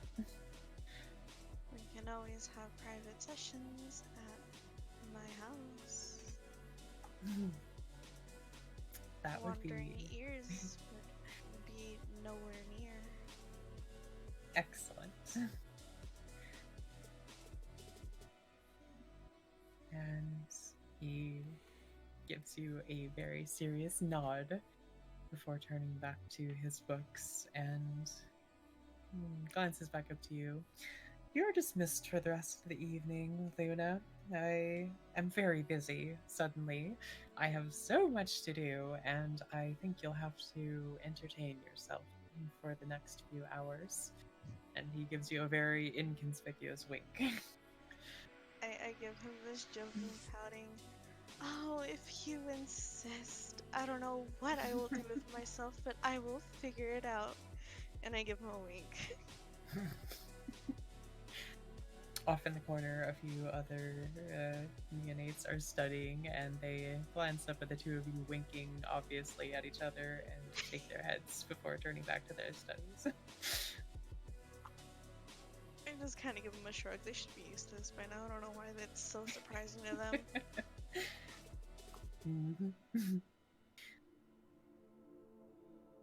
So, you are free, and where will you go? I will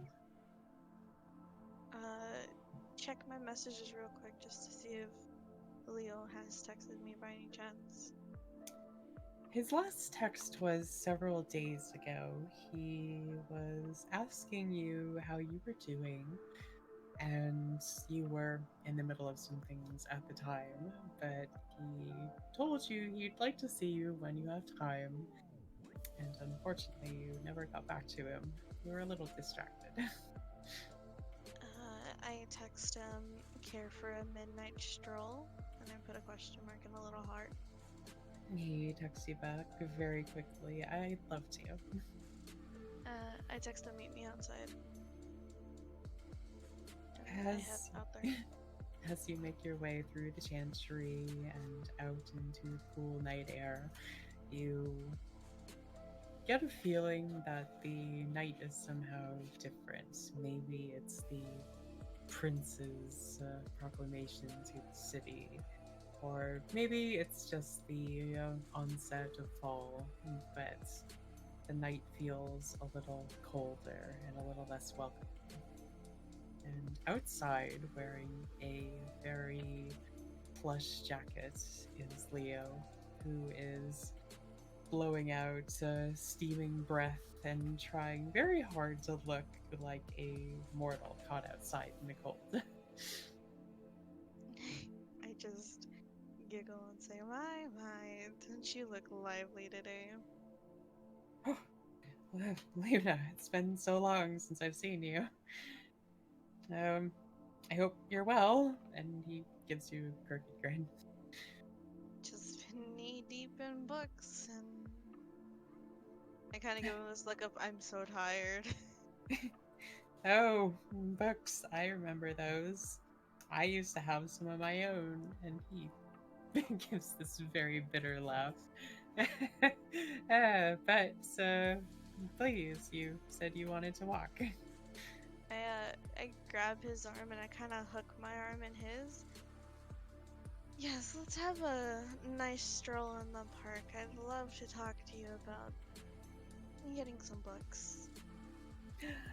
And as soon as you say that, his whole face brightens up and he loops his arm around yours and gestures for you to lead the way. We're gonna start walking. Is there like a nearest park by me? There is the park that you passed by earlier with Fame, the place where you stopped in with a good view of the bay. I want to head over there and look for a spot where it isn't full of people.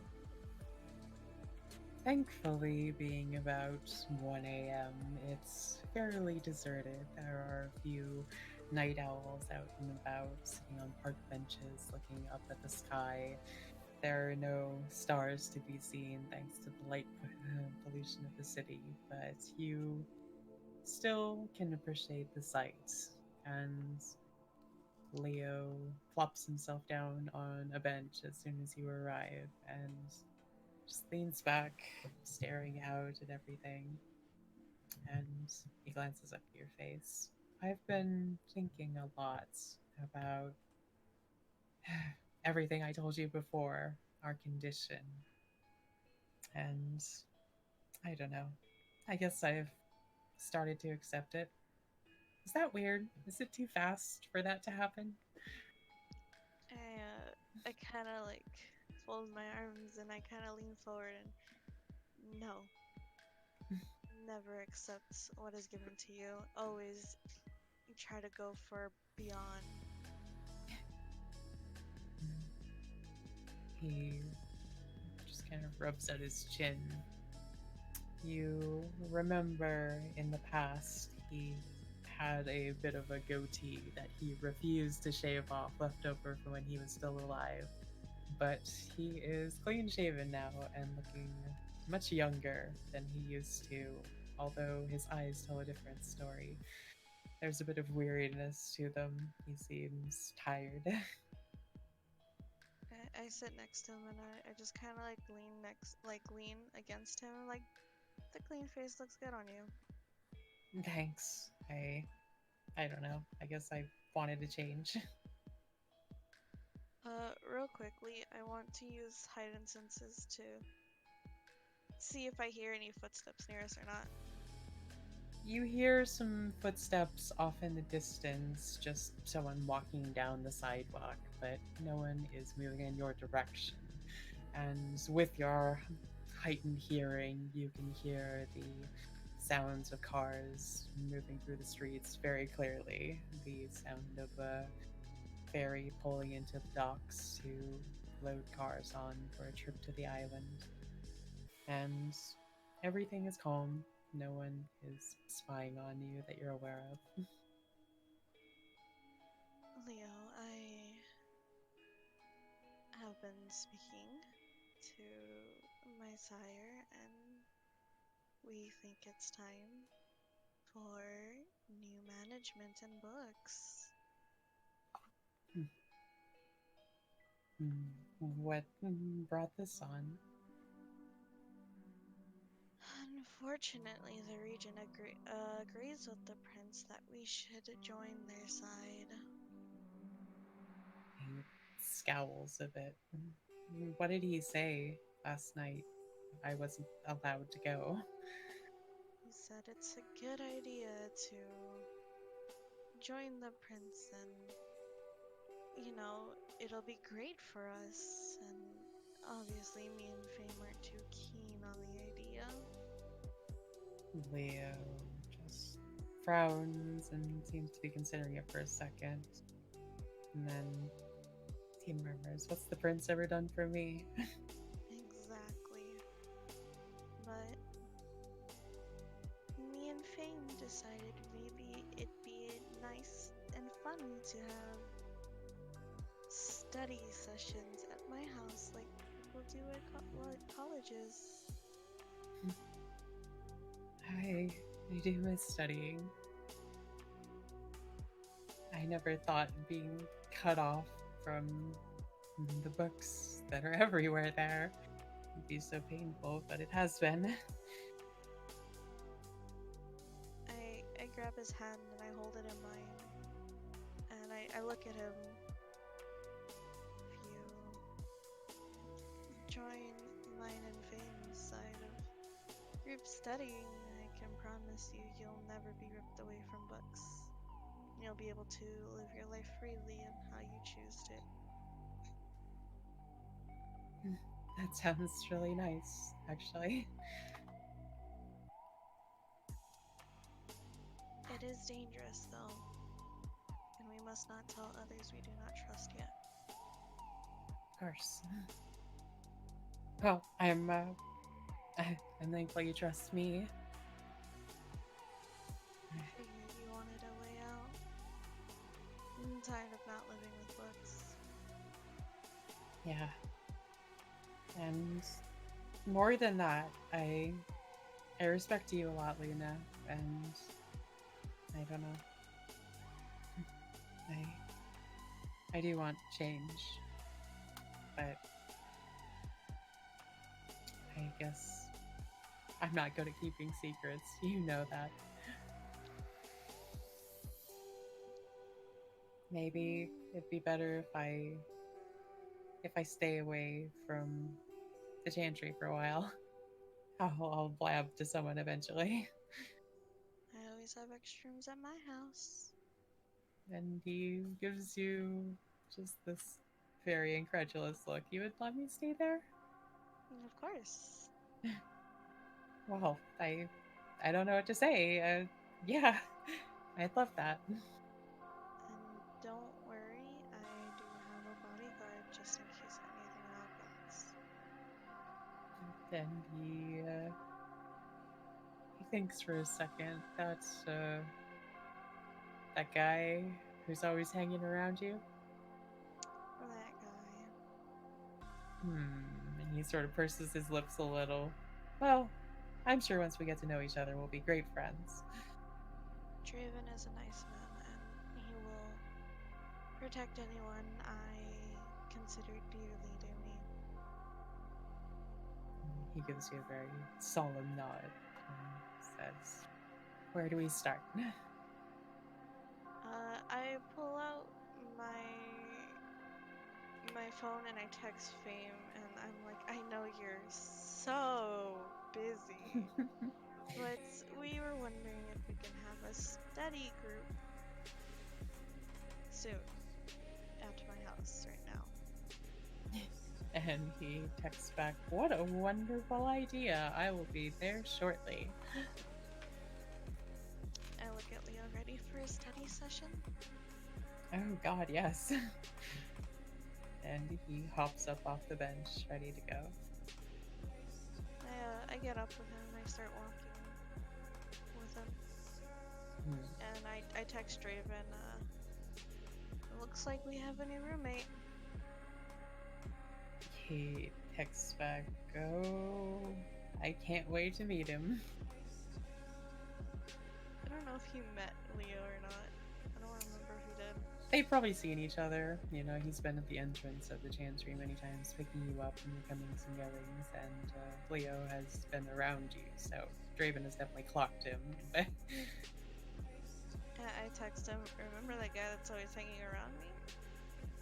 Yeah, that one. The shaggy hair, very Yes. lean. Yeah. Well, I think he won't be a problem. I text him. He requires sanctuary. Hmm. Well, we can provide. I text Fame. I'm like, are we going in your car? Or you want me to get us picked up? And he says, I'll get you. Where are you at? I'm at the park where we practiced. Be there soon. And in short enough time, he rolls up in his very fancy car, and Leo notices it as soon as he draws close. Is that him? Yes.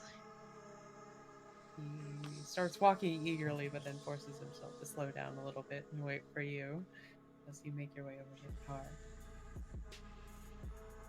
I walk over to the window and I kind of give him a hitchhiker's thumb. That's a joke. Inside the car, Fame is rolling his eyes so hard, but he unlocks the doors and hops out to open the door for you. I look at Leo. Hop in. It'll be great. And he climbs in without hesitation. I look over at Fame. It's like, looks like not only are we in business for new management, but we're also a sanctuary. Fun, right? And I get in the car. Fun. And he climbs back in behind the wheel. And as you are speeding off to your home, once more we move across the city. This time to a back alley, not too far from the industrial district down to the south. The Baron's Manor is just a short half-mile away, but Hibari sits in the car with another man who is looking him in the eye very sternly and demanding an account of his goings-on for the past week. And Hibari, Yes. what are you telling him about the events of the previous night? What are your recollections of the prince's address? I believe he's. Keeping something from everybody. This really does seem to be too fishy. In my We don't know what his true motives are. What the prince is truly trying to accomplish. The agent rubs his chin and looks to the front seat of the car where another two agents are sitting. And the one in the passenger side leans back over the chair and gives you a bright grin. And Agent Diamond, your thoughts on what Hibari has delivered? Sorry, give me a sec. What?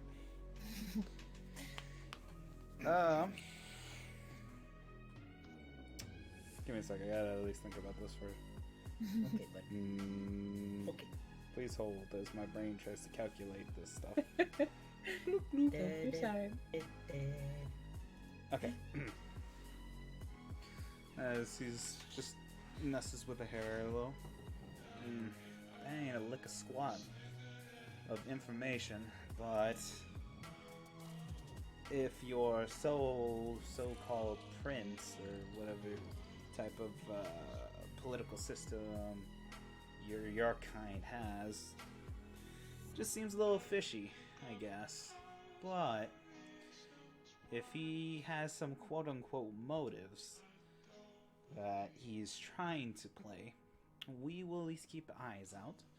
So, good boy, Cujo. I at least can give you that. You want a treat? You want a treat, boy? Should we just stop and get you a rat or something? No thanks.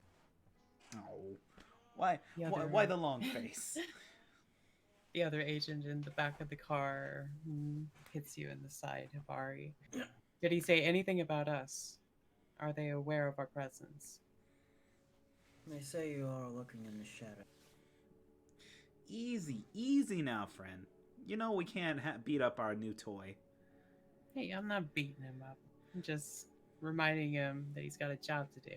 That's true, but we gotta make it look like we're nice people, not a bunch of what is it, like muggers? Nah. That's not that. Bullies, yeah. We can't look like bullies to these to the vermin. You get what I If mean? you say so. I'm just And saying. He cracks his knuckles very ominously. I'm just saying, we can't leave bruises, or the higher-ups will have our asses. Do you want to lose your job? Do you want to be thrown out to these... Look at this boy. He could easily, like, chomp you. You want to get Usually chomped? Snap your neck. Hearing you say that, Hibari, the agent, just sort of leans away from you toward the door. Exactly, Luckily, so... I'm not that type of guy. That and also, Unless if you you try to, like, sink a really teeth want in one of our guys, our car is gonna go... Don't forget, you got a ticket in your chest. Yeah, I know. I'm really Mr. Knight. Don't call me Mr. Diamond. That was my dad's name. Ugh. I feel Really? gross about it. Anyways, you keep up the duty, you keep up the job, we'll keep you alive, and that in your chest won't go... Capiche? Understood. Cool.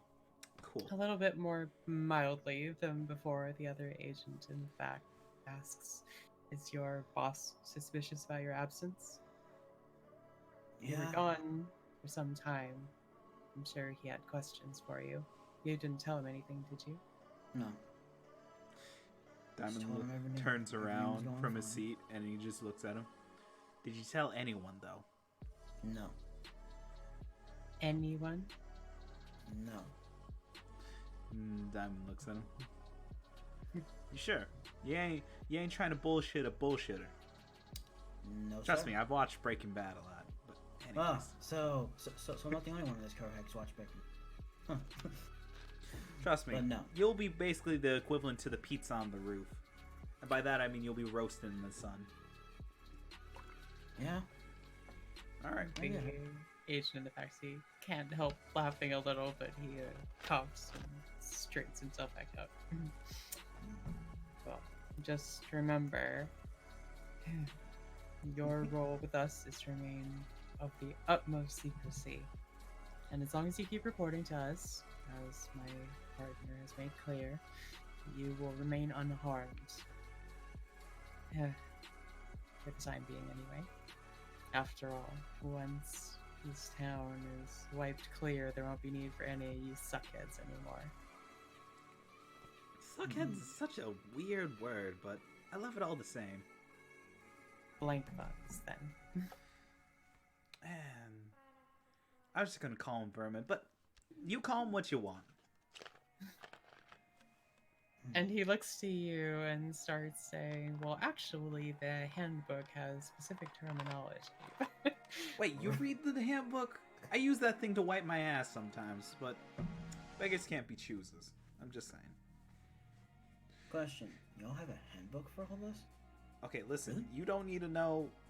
I don't even know. I think I leave it right beside my Bible, right under my pillow. I think it's supposed to work like a tooth fairy. I don't know. Someone.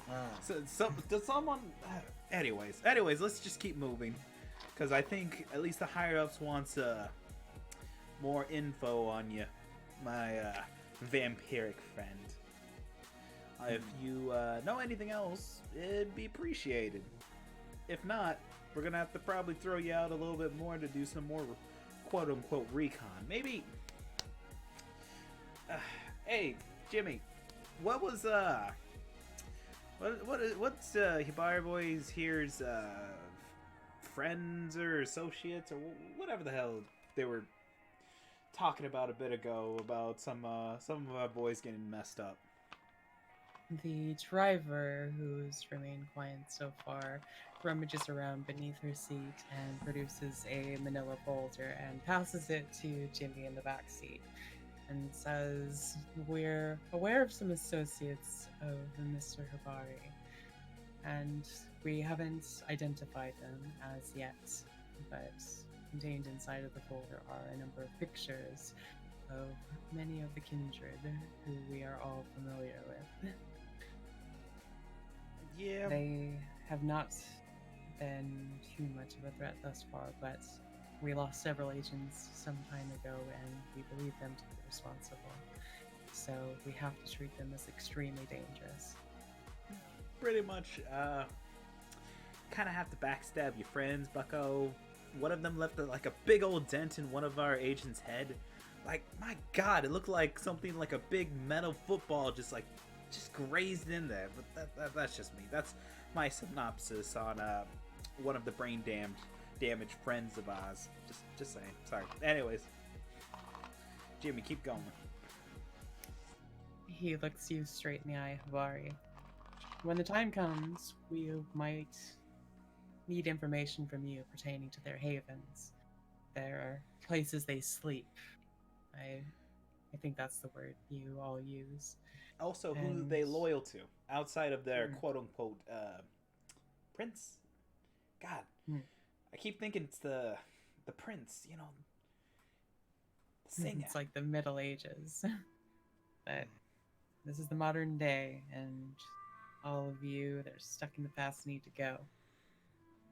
It's about the future, and the future is basically us right now. Just saying. As the Agent Diamond adjusts his suit a little. We should get you a suit. I feel like we should get him a suit. Doesn't anyone else agree? Man. The driver looks at him in the rear view mirror and says, "We have 1 minute." Alright. Well, we'll save the suit for another time. Let's get this boy to where we need to drop him off, and then keep him close in all the details. So, also, I feel like that this is a very, very, very important thing that I'd like to reiterate. And I know you're not stupid. I know you're not gonna at least play us like fools. Trust me. I trust you, Hibari. We're friends, right? We're friends. As he just like leans his hand and gestures his hand back and forth between Hibari and himself. We're friends.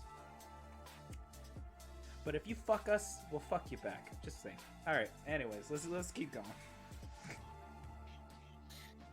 And with that, the driver steps on the gas, and all of you are pressed back into your seats as you speed off to the warehouse where the Baron makes his home.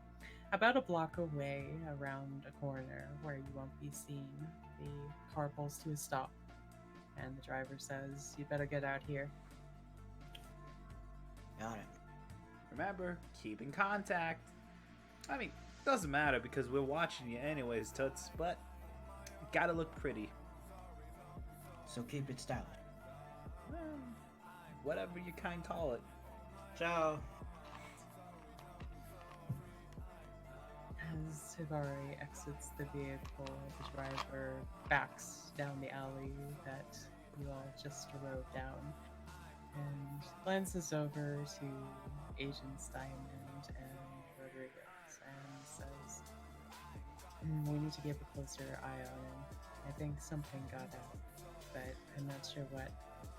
What do you think, Rodriguez, as Diamond kind of chimes in? You think he full of shit? You think he's playing us? He's playing us, but we just need to keep listening. Fair enough, because I feel like we're going to be playing him back real time. Real soon, actually. Because, God, I'm looking really forward to the chest blast. Sorry, I couldn't resist. Anyways, I'm trying to act professional, but Jesus Christ. Seeing these little bastards just burn. Oof. It's like watching a campfire with some marshmallows. As the car backs away from you, Hibari, The agents fade Also, into welcome the back, darkness, God's and God's you Groot. glance around. These are familiar environments to you, and you know your way back home from here. Finally get to go home. Finally, actually drink some good, stupid blood. Are you going to look around and see if there's any opportunity to feed? No, I better wait until I get back home because I still have some blood bags there. And I don't recall if I made you do a rouse check. No, I think I wasn't here for that. I was. Yeah. All right. If you Yeah. could do one for me now, please. Sure. This is the first moment you've had to yourself. Okay. Let me see. What? If my memory is correct. The rouse is at the bottom. Here we go. There we go. Rouse success. Hey. You think about it for a moment, but you do recall those blood bags in your fridge, and so you decide to keep walking. And where are you headed? The Baron's place is close by, but your own apartment isn't far either. What time is it during the night? It's about 2 a.m. at this point. 2 a.m. So there's still a lot of time. Boss did say I need to go. Some more stuff for me. But I can worry about that in a minute. Cause I got thing to then I'm gonna hit then I'm gonna hit the gym. As you start walking, you can feel an itching in your inner ear, and the listening device that's still shoved in there is just irritating your ear canal a bit. God, yeah, it's shut thing.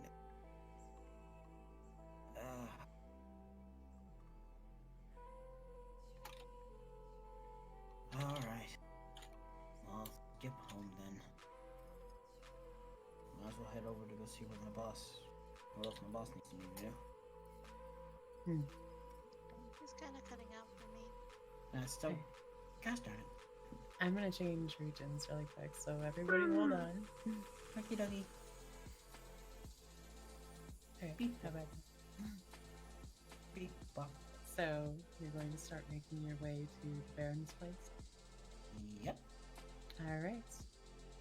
It takes a short 2 minutes to get there, and as you approach the warehouse, a couple of the Baron's men approach you, and they look you up and down, and one of them asks you very bluntly, "Where have you been up to? We haven't seen you since last night." I'm sorry. A lot of stuff came up. Well, McNeil wants to see you. You better get in there quick. Got it. Well, on the rush over there. 1, 2, 1, 2, 1,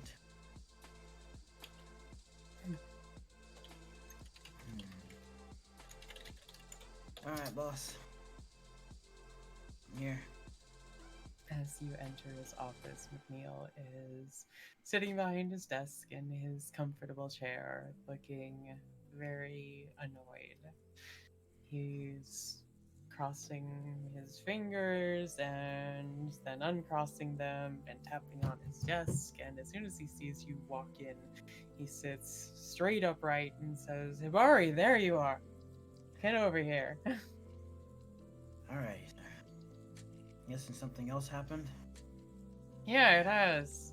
My whole turf is being staked out by agents in dark clothing, and I can't help but think you're related somehow. Seems like whenever I lose track of you, they start showing up. Do you know anything about them?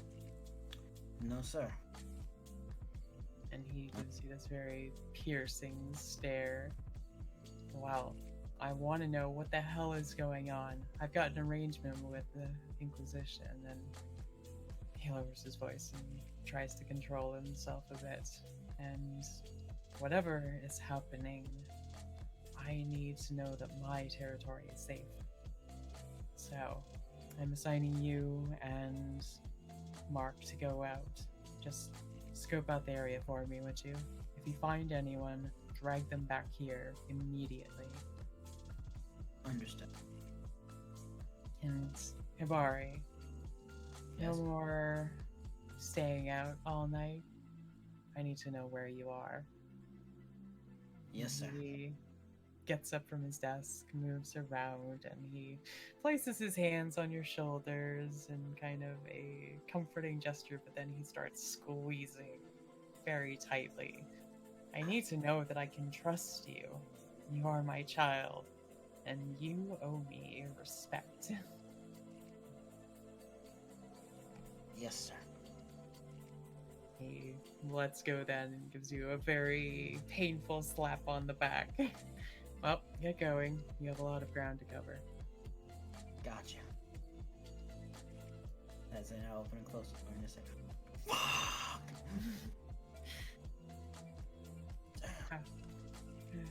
Mark is waiting outside and seeing the expression on your face. He keeps his lips zipped, but he moves forward and says, "Are you ready to go? I assume you gave me instruction, or the boss gave you instructions." Yeah. I'm good to go. All right.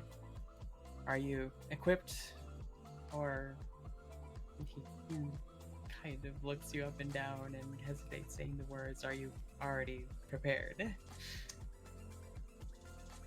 The mood I'm in right now? Yeah. I'm prepared.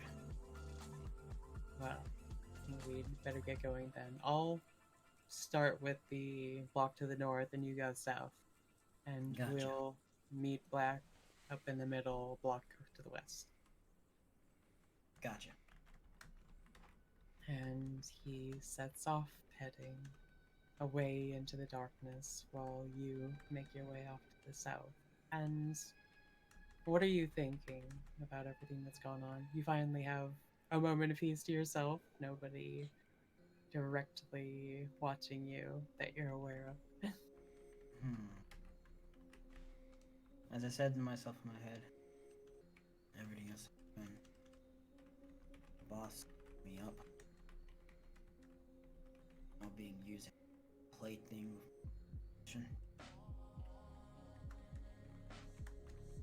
Why did I?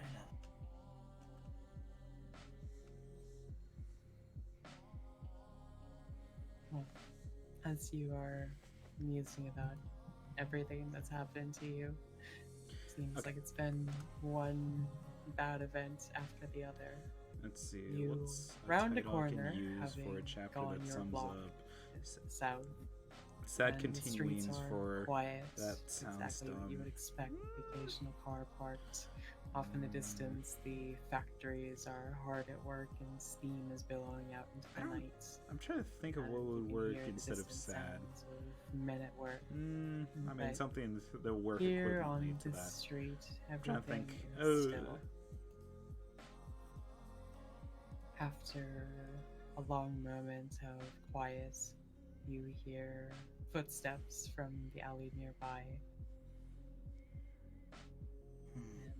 Will you investigate? I will invest. Give me a awareness plus wits roll. Awareness. Let's. Trying to think of a good word for you. I mean, maybe a good title. Trying to think of possible ideas.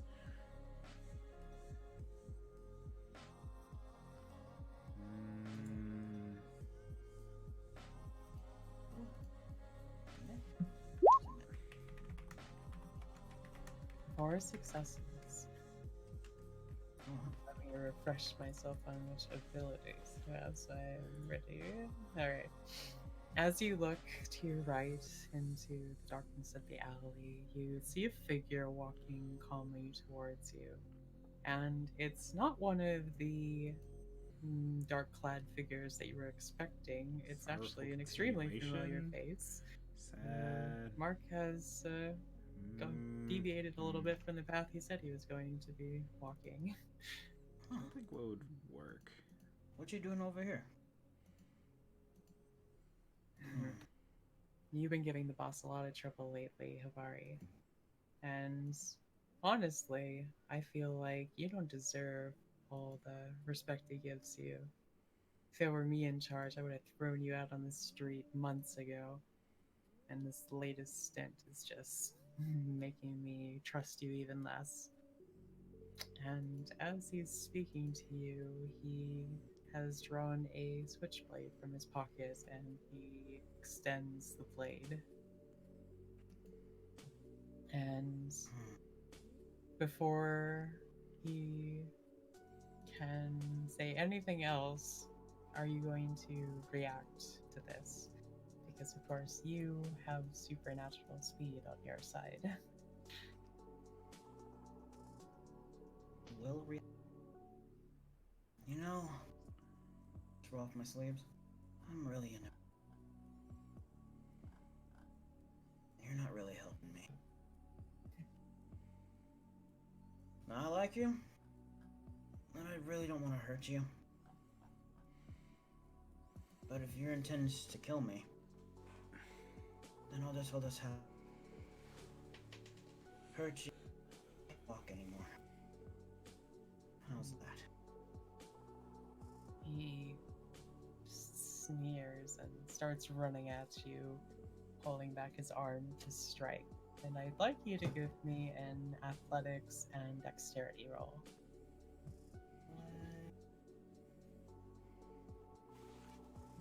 It's just athletics and then dexterity, right? Mm-hmm. Did I get that? I think I don't know how to find it.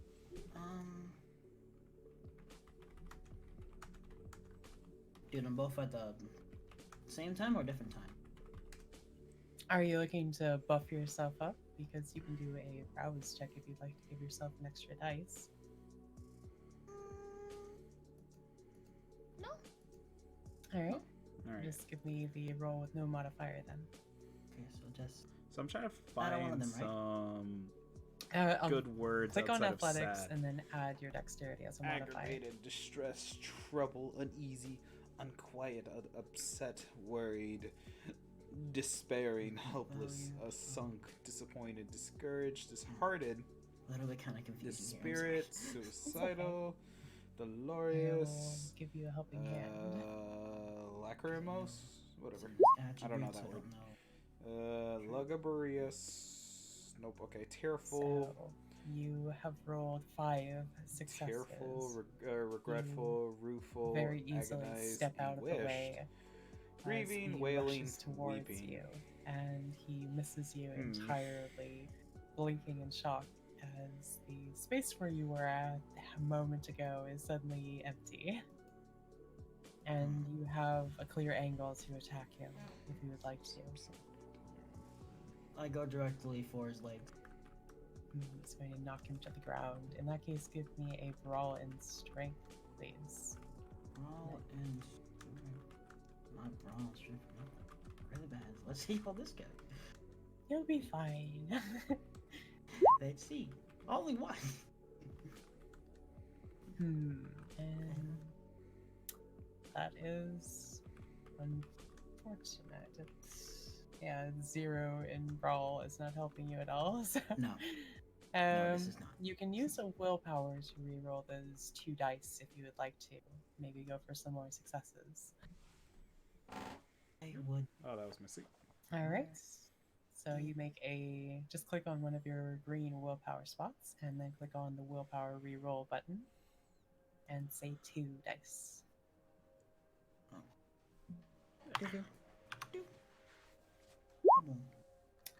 All right, that becomes 3 successes now. You strike out with your leg, just angling for his heels, and off balance from his own strike, he quickly collapses to the ground. The knife is still clutched in his hand, but he's down on all fours and his palms have been scraped a bit on the pavement. And he looks up to you with fury in his eyes and starts trying to rise.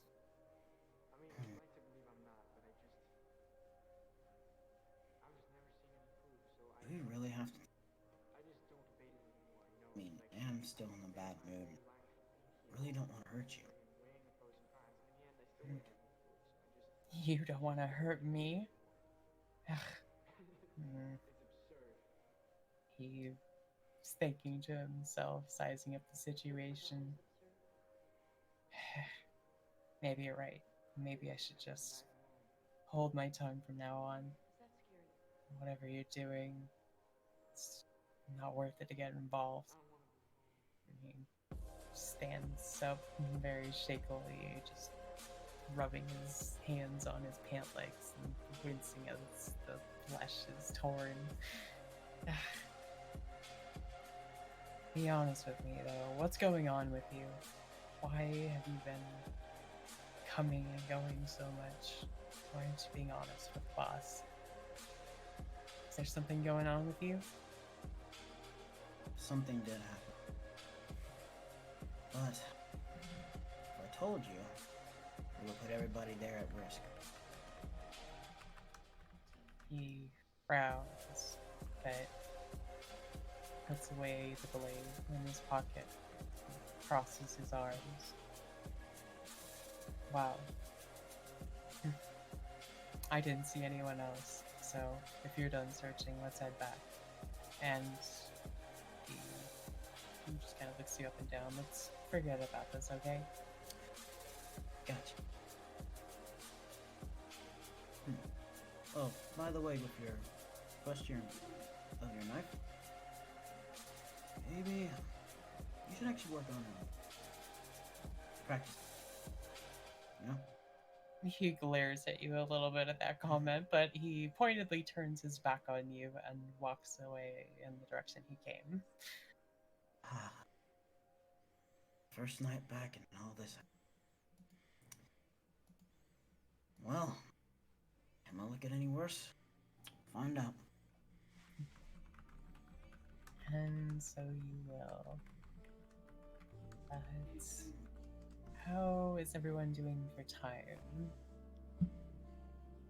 Anyone in a Sandwich. hurry to get to sleep tonight, or can we go a bit longer?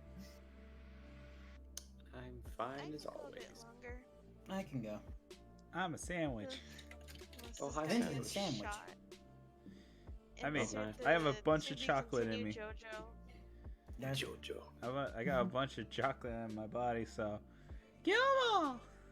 Oh my goodness. Also, Godgrude popped in being like, I'm stuck. I hate being a bother. What's a title I can use for a chapter that sums up sad continuings for that, that sounds dumb, ADF? What sounds good, everyone? I put mine down to him. The cost of progress Yes. is, what you put.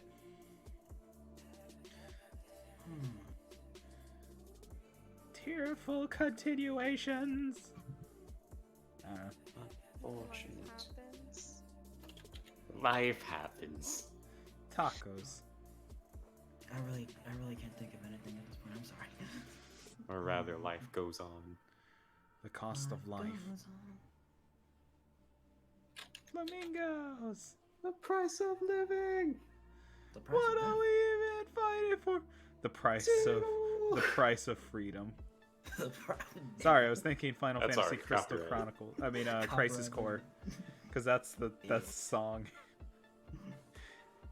Yeah, Techno. Gosh. Technology. Zero, why'd you snitch, Doe? Technology. See, you keep on playing. I may actually have to make a goblin, and you may have to voice them. Wait, which one? Who? What? Blank. What? Blank's gonna voice a goblin. It's gonna be great. And then we're gonna get Golem out on our. Wait, I mean, going from halfling, from little halfling to goblin, that's not a hard stretch right there. They're on the. Listen. My goodness. All I just say is RKO out of nowhere. You, gosh darn it. But instead of goblins, though, where are we going next? Well, we've bounced around a little bit tonight, but I think we'll conclude our session by checking back in on Denton Oil and Jason on their way to Blood Bank. You've all piled into an SUV together, along with Marcus and a few others who wanted an excuse to come along for the ride and get away from the bustle of everyone moving around crates and carting wares here and there.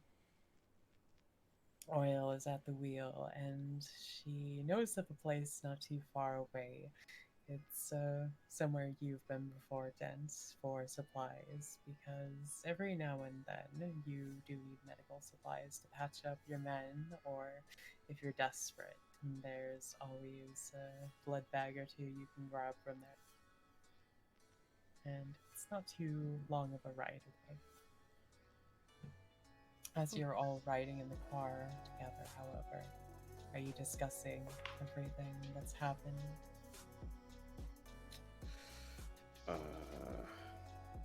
I mean, as we're all here in the car at the moment, I'm simply describing what we'll be picking up.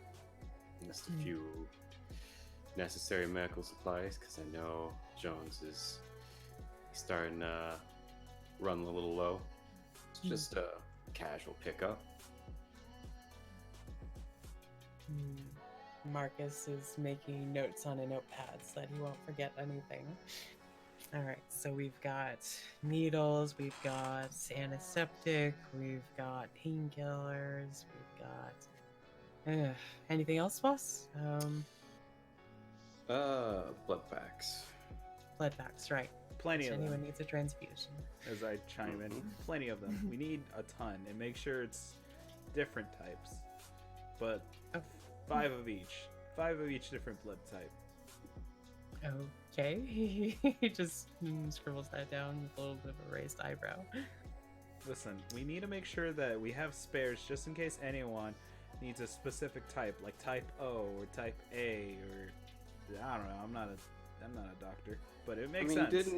Didn't Mickey say he was like some type B maybe? Yeah, B minus, I think. Or Yeah, see? negative? Is that what they call it? I don't know anything about medicine. Well, He I'm just keeps positive scrolling. that we need the blood. I just slapped the palm of my hand against my face. I just went thumbs up and like, hey. Yes. We need to get this as quick as possible, so it's just we're getting in, we're getting out.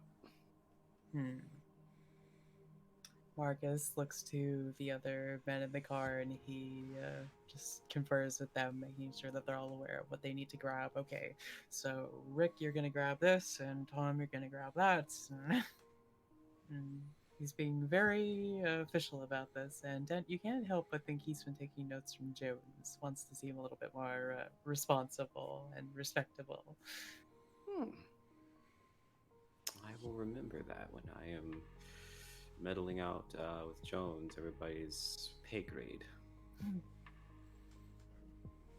In short enough time, you arrive at the clinic. It's a relatively smaller hospital. There are some large ones nearby, but they also have better security, cameras everywhere. It's a bit of a hassle to get in and take what you want without being recorded. This one is a single-story building. It's still fairly large. They can house a decent number of patients, but it's meant to put a band-aid on anyone in the area who needs the extra help and can't go a few more miles toward the center of town. Okay. Oil pulls up to a parking lot in the back of the building and looks to everyone and says, "Okay, let's be quick about this. We have to get back," because she glances to you, halting in the middle of her sentence, because we have lots of things to do, lots of boxes to unpack, right, boss? Exactly. As I open up my side of the vehicle. So, everyone out. Let's go. Jason, as you're climbing out of the car, you're about to say? What? It sounded like you were about to say something. No. Well, as you climb out of the car with Dent, Oil, and the rest of the men, how are you feeling about everything? Hungry. Yes. Because we Wow. haven't eaten in forever. Are you gonna just go deviate and look for a rat? No. I want Okay. just to get the blood pack so we can have different types. Mm. Because we need it. It's not about So- want. We need it. Am I rolling any sneaky rolls? Do you want to? Do you want to go in through the front door, or are you looking to break in through a rear entrance? Well, I only wave money in the faces of people that I can't otherwise obtain, well, that which I need. So I'm gonna, for this one, and because of how much we kind of need to rush things along, it's gonna be a little bit of a borrowing act.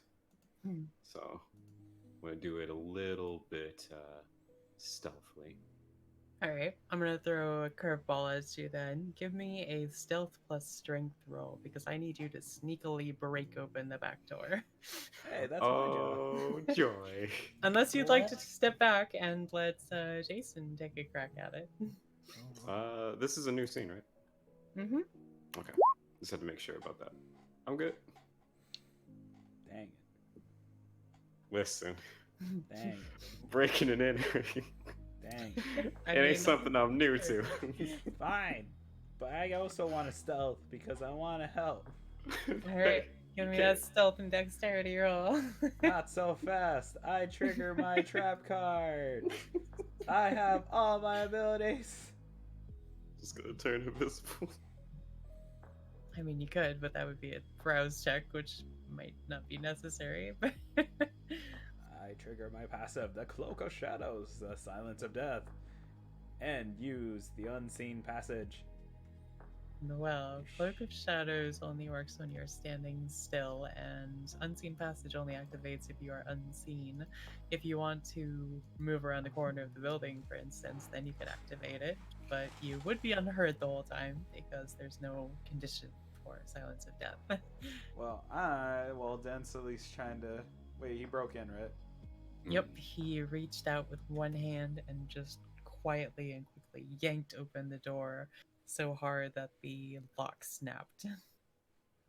As I'm waiting for Dent to at least slowly, to open the door, as I have my hood, so it's just covering my face as I go full invisible, standing still real quick before I'm waiting for the moment to just hurry in. Dent, are you going to leave the door hanging open behind you? Yeah. Just for Everyone follows you into the building in a single file. Oil takes up the rear, making sure Marcus, Tom, and the other go inside. And she looks around for you, Jason, but not seeing you, she shrugs and follows the rest into the building. As I'm just going behind her and keeping my eye out as I use my heightened senses to hear either the heartbeats of the humans or if there is any kind of noise like robotic noises from security cameras. If you're trying to do like a wide sweep, then give me an awareness and wits, please. +1. And I was gonna be like, and a +1. Awareness, wits, +2. No, just kidding. 3 successes. Damn it, why am I baby weak? Bad you're rolls hungry. tonight. It's true, you are hungry, I'm but hangry. I'm angry and hungry at the same as time. you listen and still your own movements, you hear that there are a number of people inside. You can't pinpoint exactly where they are, but nearby you'd say that there's maybe a half dozen mortals, and there's someone talking on a phone upstairs, maybe just above you. There are a few mechanical devices working nearby. You do hear the whirring of a motor from a corridor just to your right. I try to at least. I'm still following behind everyone else Just as trailing behind Doyle at the back of the line. as I try to make sure if we're getting closer, I'll just tap her shoulder to make her aware of my presence behind her, just in case. Well, I mean, whenever something like that made noise before, while I'm having heightened senses going on, I'll just try to let her know. As soon as you touch her, you partially fade back into view, and Oil jumps a little as she turns around and sees you right next to her. Oh As I- god. Okay, listen. Just letting you know. Keep whispering, please, or my ears are going to hurt. Second, there's cameras, so be careful. Where? Third, How many? am I able to tell that? You are, now that you're farther into the building. You'd say that there's about 2 nearby. One in the corridor to the right and one straight ahead. 2 so far. One to the right, one to the where? What was the other one? Straight ahead of where you're going. One right, one straight. Make sure to pass it down to share it with the class, I mean. Okay, and 3? Wait, was it 3 or 2? You said 3. Oh, and 3. Let's see. There's one person up top, and am I able to use my ability to smell? You certainly can if you're trying to sniff for the resonance of any mortals nearby. Yes. Go for it. Give me that same roll again.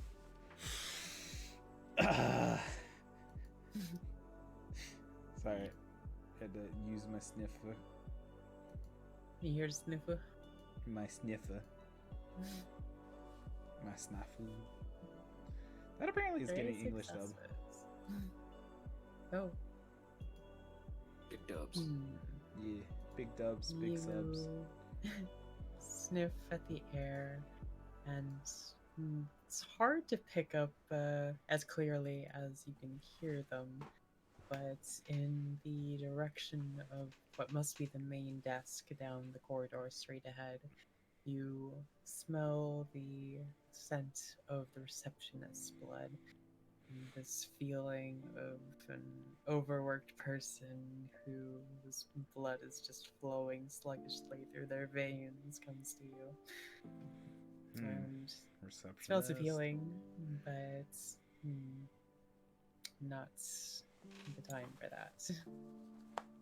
As I'm just like, I point out the like where I can smell. So that one, that one. This one sounds like this smells like they're dying by themselves. Poor healthcare. Anyways. Oil relays all of this information up the line and then nods to you and starts plotting out a route to avoid all the things that you mentioned to her. And in short enough time, the lot of you arrive at a storage room. It is very large and full of boxes that are marked with the names of various medication, various types of syringes and needles and other medical equipment. And at Marcus's instructions, the men start fanning out and grabbing boxes of everything you're going to need. And Dens and Jason, what are you both doing? Look out. Since I can out. stand and be invisible by the door. Mm-hmm. As before, I informed at least Dent that I will at least give particular knocks. 3 knocks for a doctor, 2 knocks for security guard. 4 knocks if it's big trouble. Hmm.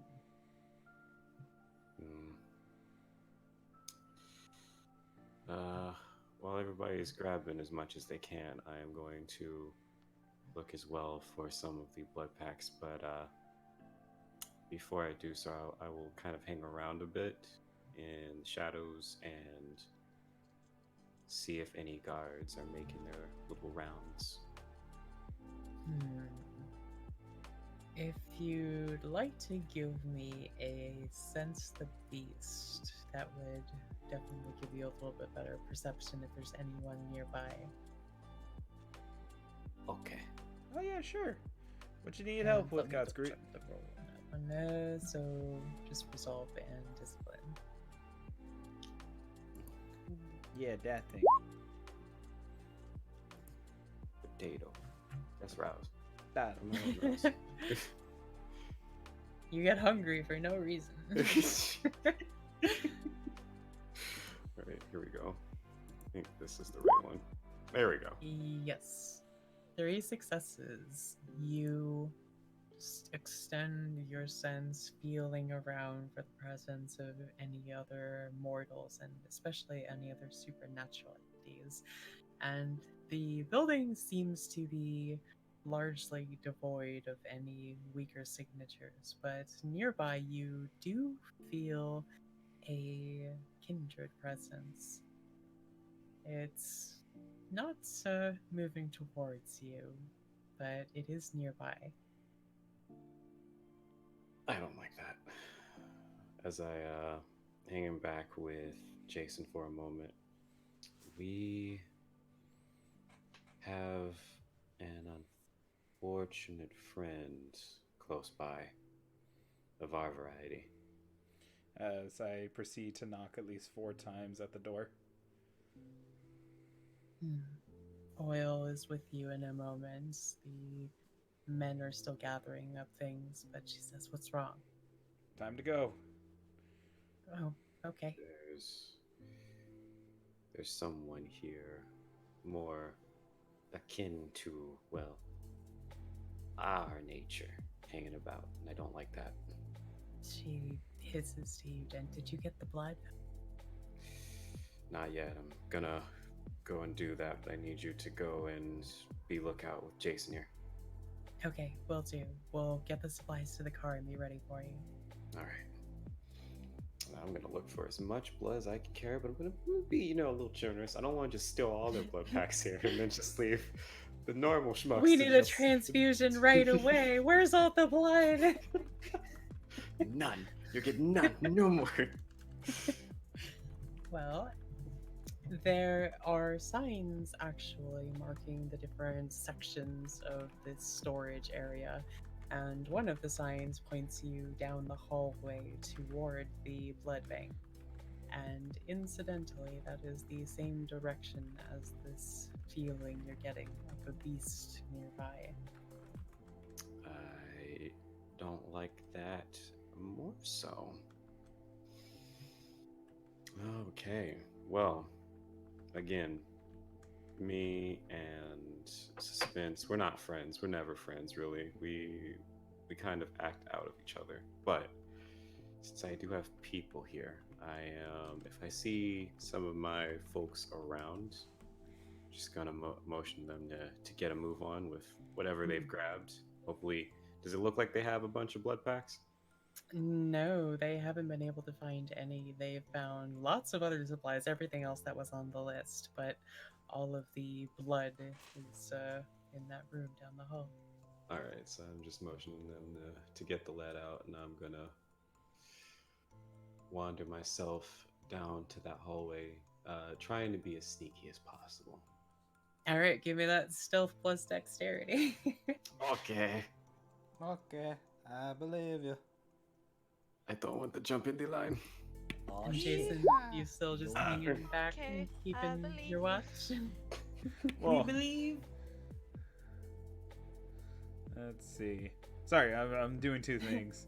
Oh, I'm reading what's going on with the chat, where it's just Okay. like, wind hissing in the trees or whistling, or rephrase it entirely. Sorry, I'm still trying to help got screwed. Yeah. Well, as you sneak down the hallway, Dunge, you're doing a fairly good job of it, but every now and then, it's inevitable some little squeaks and scuffles are going to get out. Because these are nice, freshly washed floors, and so they're a little bit squeaky, but you make your way through the halls without drawing any attention, and as you get to the blood bank, you make your way up to the doorway and you can hear sounds coming from within. It almost sounds like someone's beaten you to the punch going through the refrigerated blood. Are you going to take a look through the door? Yes. How dare they? I was gonna do that. As you sidle up to the doorway, and how sneaky about this are you? Are you just gonna burst right in, or are you trying to just peek? A bit of peeking. I want to A have little bit of a peek? Yeah, I wanna have the element of surprise on my side. If I can help it, if I can't, then stepping in. As you lean around the door frame and just try to glance within, there is a figure rooting around in the open door of a refrigerator, and you can see on the floor that there's blood spattering the ground. Some empty bags are sitting there, and it seems whoever this is, they've been going to town on these blood bags like there's no tomorrow. Gotta be kidding me. And give me an awareness and a wits, please. Oh, And I will say, this is the beast you were detecting before. 2 successes out of 3. So, As you look, this figure seems very familiar to you. The lighting isn't great. It's a very dark room, and only the light from the inside of the refrigerator is spilling out over the figure. But it's a very slender individual with what looks like a dress hanging down around their ankles, and it's a very black color. what in the world? Okay. So, I'm just gonna very, very quietly walk in. I'm gonna close the door. And, do I, how there's those little glass cabinets that have medical supplies in them or whatnot? Mm-hmm. yeah. Is there one next to the door? There are a couple in this room. I'm gonna tap on one with my knuckle. Just gonna rap right on it. It's like, just very hello? lightly. Housekeeping. As soon as you do that, the figure stiffens, straightens up, and looks right in your direction. And the face is very familiar to you, although it is smeared with blood dripping all around its mouth. It is Arissa, and she's looking extremely guilty at this moment. Hello? I told you one thing. I'm sorry. Just- I'm sorry. I was hungry. I wasn't thinking straight. I apologize. I'll go back to my room. I promise.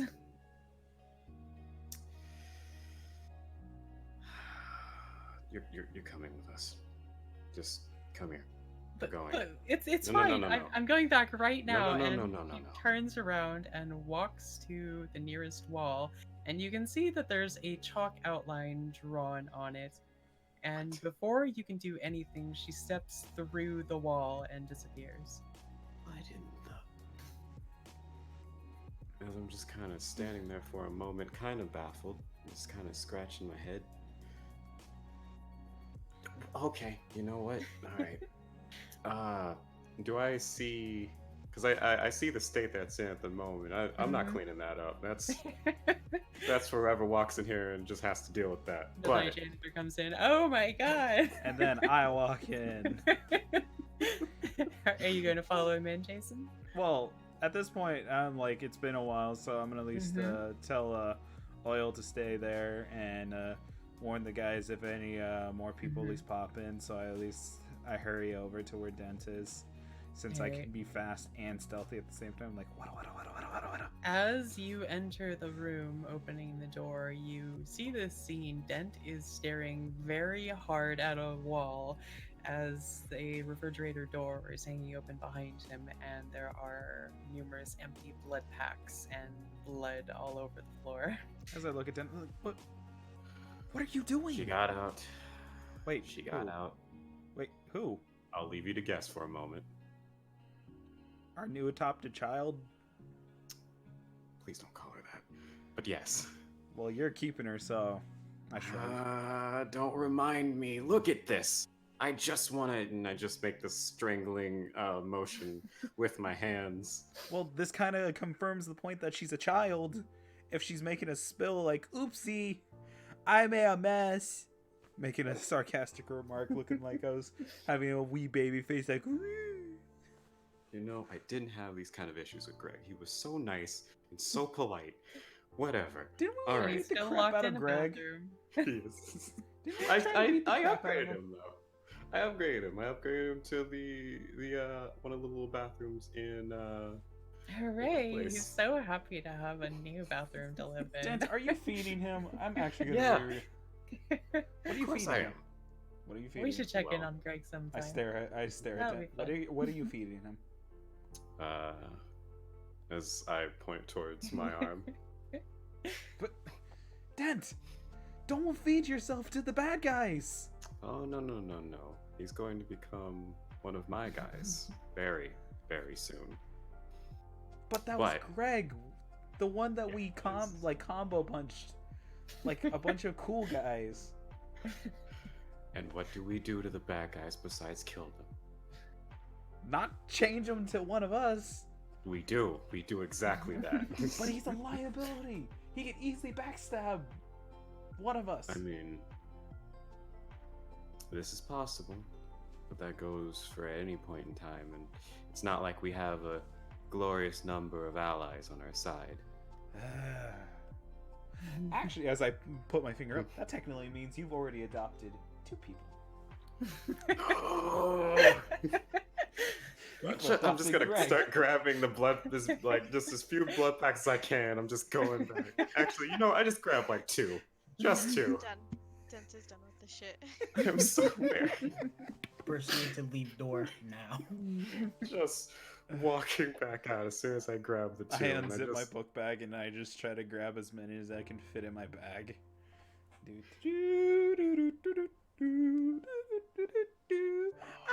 Every right. now and then, Dent is an adult version of Kokichi. As meanwhile, at the same time, it's just funny for his realization he's adopting more people. wasn't supposed to be this way. It wasn't supposed to be this It way. has Life become isn't this way, supposed my to friend. be any kind of way. I just wanted you to realize you were adopting Greg unintentionally. Before just- you all leave, however, Dent, are you going to take any time to look around, or are you just gonna accept it is what it is and leave? Okay, guys. If I can see anything that's out of place besides, are those weird chalk lines still on the wall? Mm-hmm. I'm You going can to remove see- those. I'm just gonna, like, just wipe them away. Yeah, As I'm Mhm. looking at that, what are you doing? she came through this. And Came through what? I point towards the outline of a little What's doorway left of in it the wall. anyway. Yeah. What? She has superpowers? I don't know. I'm gonna find out though. I mean, I understand in the us kindred we have powers. I get it, but she can go through a wall. Yeah, that's. Yeah. So are you adopting her? I mean. That's not a no. Okay, we're adopting her. Alright. We gotta teach her some proper etiquette though. Last time I checked, as I still have my heightened senses in effect, so I'm trying to see if I can hear any way to hear her. Well, for now, just get your guys out of here, just in case she triggered anything, cause I have a bad feeling. I hate that. it. Are you all going to beat your exit? Yeah, very quickly. Except for I'm me. en route to someone. I'm going to go see, a wonderful friend of mine that I've made. As meanwhile, I am going to try to see, since Dent pointed out the wall, I'm going to try to see if I can see if there's a way if she actually just went through the wall or used that as a type of portal kind of. If you had more skill in the occult area, you might be able to investigate it. Well, I'm But just gonna as it investigate is, in terms of like I'm literally just Mhm. going out the room and walking around it. just walking to the other side of the wall. Listen, I'm a detective first, not an occultist. That means I look around to see if there's any footprints, finger marks, blood stains. She is literally a giant baby with blood all over her. Of course she's gonna be like goo goo gaga, I may spills She's while I'm already got phasing me through wall. looking through my book at clans. Gosh darn. Well, as you leave the blood bank and walk around to the opposite side of the wall, it's just an empty hallway there leads to a storage room. And try though you might, I would have you do a roll, but it would be pointless. There is no evidence whatsoever that the wall swiveled around or that she somehow left behind residue or something. Not as even far a as you can drop tell. of blood because it's all over her like clothes and her bib. Oh, I mean, not a bib because she's not a giant baby. I'm literally just calling her a baby at this point. Yes, you are. Yes, you are. Gosh darn it. Unfortunately, there's nothing to be seen. As I'm just like, well, fuck it. As I just try to rendezvous back with Dent and the others, hoping they didn't leave me. All the while walking back to the car door, just angry noises, just various angry noises, and the popping of a vein. When Oil sees you approaching, she's like, "Oh no, that bad? Worse. What happened?" I walk out and I make a comment. So our friend said hello and said goodbye, and she didn't leave a trace. Oil just furrows her brow, but she accepts it and says, "Well, we better go." Yes, we better. Also, Oil, I gotta ask you this. What's up? How many people you'd say Dent actually adopted without intentionally realizing he adopted? She starts counting on her fingers. Well, there was me, and then there's Marcus, and now he's got Craig, and let's see. I mean, honestly, he's taken in all of the men. He treats them all like his children. 5, So 6, really. 7, 8, 9, 10. Oh, and then there was his cat. 11, 12, 13. Get in the car. I snicker and I just get in the car. The ride back to the den is a little tense. Dent is still making angry noises the whole way, and Oil is just trying to peacefully drive and averting her gaze as much as she can, but every now and then just glancing with a little bit of a worried look over to you, Dent. I look over to Dent real quick. You know what? I'll adopt her if you want. I I'll just pull out my stress ball as I just pull out my butterfly knife and I just start flipping it. Just start flipping it very aggressively. I'm just saying, Dent. I can just adopt her for you. It's okay. No. No. It's okay. Listen, if we can have someone that can do the little magic trick she just did, I'll gladly accept adopting. Oh no, she's definitely under my care now. I look at Dent. Are you sure? Because you seem like your hands are full. I could always just, give a hand. Oh no, As it's I- fine. I I've got plenty gently of them as I clap. hold the hand. I hold the hand with the butterfly knife in it. Oh, I've got plenty hands.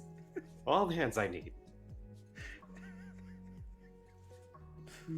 As you pull into the parking lot at the back of the den, Oil pulls the car to a stop and starts directing the men to unload the crates, just doing her best to leave you be a dent and to give you the opportunity to go and take care of what you need to take care of. I get out of the car. Let's go talk to our quote-unquote damsel in distress. I'm already storming that way. As I follow right behind him as he's just watching how heated he is. As I unzip my book bag and I take out a blood pack and I take a drink.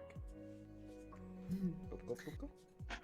All right, make sure you mark off that hunger for me. Fills 1 point. Okay, it's just... Okay. And as you approach the room where you left the coffin, you pause outside for a second. And what are you two saying or doing before you go in? Or anything, for that matter. I take another blood pack and then I just drink it and I'm like, so are you mad? I can see that you're kind of mad. You're just gonna tell me absolutely everything that I want to know. I mean... And I want to know absolutely everything. I hiccup a little. I mean, she said she was willing to at least talk to us. The only thing is I'm not okay is she kind of broke the rules on having her wait, but...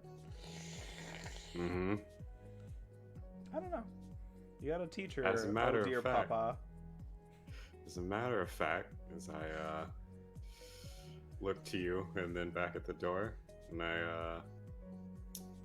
as I'm going towards the door and opening it, I'm holding out the 2 little blood packs. Very, very, very painfully slow, I open the door. The room is empty as far as you can tell, although on the back wall there is a chalk outline, just like the one you saw in the blood bank. Uh-oh. As I look at it and I take another loud slurp of the blood pack.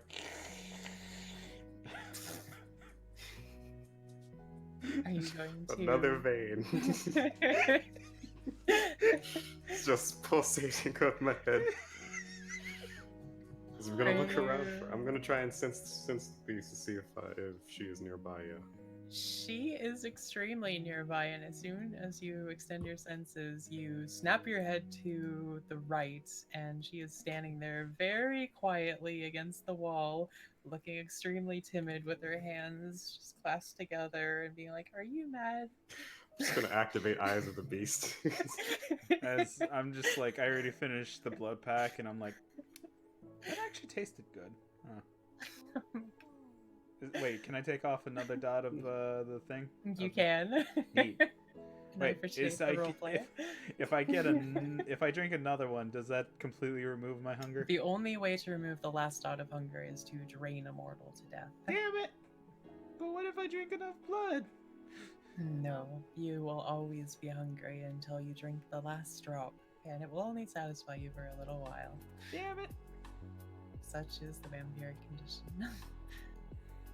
But then, as you have fixed Ursa with your eyes of the beast, let me just review the description here. Two bonus dice to intimidation pools against mortals. Well, it certainly looks very intimidating, and she's already cowering a little bit, so she just clenches back as your eyes turn red. Like, I'm sorry, I was just so hungry. We have a system here. A very careful and calculated system here. Now, And blood. I don't know what you believed of yourself, prisoner, caged animal maybe, on how you acted, as I point towards the chalk outline. But you were a guest who was expected to wait patiently, not go and cause unnecessary things to transpire. Now there's just a random blood spill in the center of a blood bank inside of a hospital. Don't forget the broken back door because of you, Dent. And that too. I'm really sorry. You know what? You're going to go sit over there in that coffin as I slam it shut. we're gonna have a very, very, very long conversation. Okay. You tell me a very, very long story. Don't care how long it is. We're going to have some deep explanations as to your origin. Yeah? Okay. Mhm. And she just very cautiously walks over the coffin, keeping an eye on you at all times, and just climbs into it, and she's trembling, and a little trail of blood is running down from the corner of her eye. It's like, I'm really sorry. Dent, you're making her cry. Come on, man. As I'm just like laying against the wall. Just put my finger and my thumb against the bridge of my nose as I just rub it vigorously. Just never do it again, right? Okay, I promise. All right, I'll be patient. thank you. And I take one of the blood packs and I hand it to her. She takes it from you and gives you an appreciative little smile, and her face is still smeared with blood, by the way. But she tears open the bag and just gulps down the rest of it like it's the best thing she's ever had. As I snicker a little, Papa Dent. Not another word. I So I just snicker look at over it. to Jason. Okay, Oh. I mean Dent. You know what? This is yours, and I just toss the blood pack towards Jason. The other one. I catch it. Oh, neat. As I'm like, I'll give it to our damsel in distress as I hand it to her. Here, I'm gonna slap have your to- hand. No. What do you She mean gets no? one. She gets one. Listen, she's either going to have a hissy fit like she did and walk out through that magic door thing she did. I fold my arms. We're not having any more hissy fits as I look to her. None, right? No. Yeah, okay. No more hissy fits. We're fine. She's you- fine, and she understands that she's had her fill already. Haven't we? Yeah, I'm pretty full. And she just pushes the blood bag back to you, Jason. As I'm just like, alright. As I just take it and put it in my bag. Alright, well, let's at least make sure to keep these nice and cold. So, as I look at that, we should get it like a fridge for the blood packs, so. I mean, we already have one. We just put it in the storage. Jones knows the way. Yeah, fair enough. I mean, we can get oil to probably do it. Since she's already, like, instructing all of them to at least move all the supplies. But now the main When she question... comes back. Yeah. See? Everything works out, Papa Dent. I mean, Dent. Just internal screaming is just going on. It's just very loud. I'm pretty sure if someone had Auspex, their eardrums would be devastated. I'm just going to sit there in silence for a moment and look very patiently towards Marissa as I tap a finger. Arissa? Arissa. Marissa? Ah. I thought it was Marissa, but okay. She meets your gaze, although she keeps averting her eyes and then looking back to you. So, what do you want to know? Start from the beginning and tell me all the important bits first. Oh, but first, as I look around to get some tissues, wipe yourself up. You're not 3. Hand her like a tissue or something. Oh, thank you. And she just sort of wipes away the blood, although there's still like a smear across her cheeks. You know, this is why I keep these things. I just take out another one of these cloths that I have just in the inner pockets of this jacket. I was gonna ask if you had like a little Yeah. packet of baby wipes or. I do. I've learned to just be on top of these things, and it's just there. Hashtag Papa Dent. Well, as So you sad. extract a wipe from the packet and pass it over to her, she takes it from you and seems like super interested in it, but she takes it and starts swabbing away in her face. And after a moment, she's more or less clean and respectable looking again. Okay. He wounds every Tremere out there, wasting blood. Yes. I There's no Tremere here, though. I cry every time. Do you, though? No, I laugh every time. I thought so. It's okay, Papa Dent. You at least have a new child to take care of. Do not make this stick. God, it's so hard not to, though. Stop. See, I told you, my character told you that I would take her in, but nope, you're like, no, I got this. Now it's on you, Papa Dent. You could have been like, fine, take her. Nope, no take backsies now. She is your responsibility, and I'm gonna keep milking this for what it's worth. Oh my gosh. No, Whatever. goodness. But otherwise, I am waiting patiently while she begins. Well, so I don't know how much you know about Giovanni, but Next to nothing. we are an ancient clan, and we deal with the dead. We always have necromancy, you might call it. And the whole family is in on it. It's not the way other clans do it, where you turn random people. Ours is entirely within the family, and we all know about it to some extent when we're young, but only a few are chosen to enter the upper echelons of the family. The rest experience ghoulhood for a time, and I was one of them. I kept hoping that maybe someday I could be someone important to the rest of my family, be someone useful. But I was weak. I couldn't do anything that they asked me to do, even the simplest stuff. But I found one day that we had a catacomb deep beneath our mansion, and some of our elders were kept down there. They hadn't stirred in millennia, and one of them was supposed to be the oldest of us. And well, I got ambitious. I thought this is the chance to finally show my worth, but it went so wrong.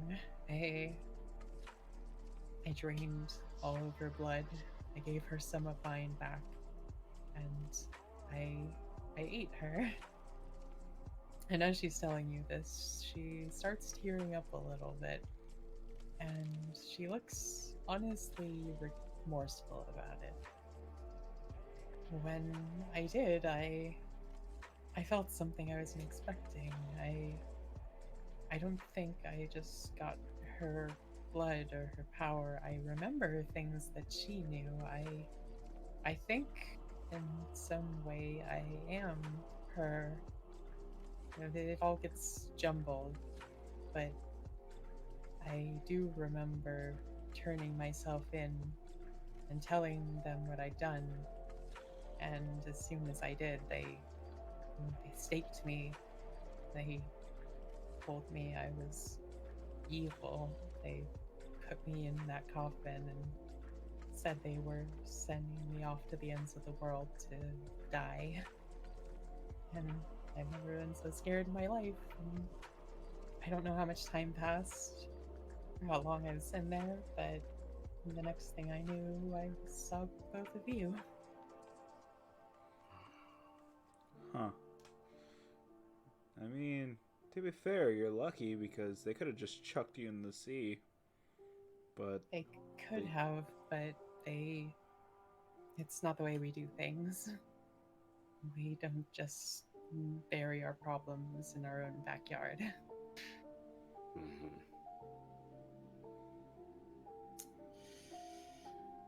Well,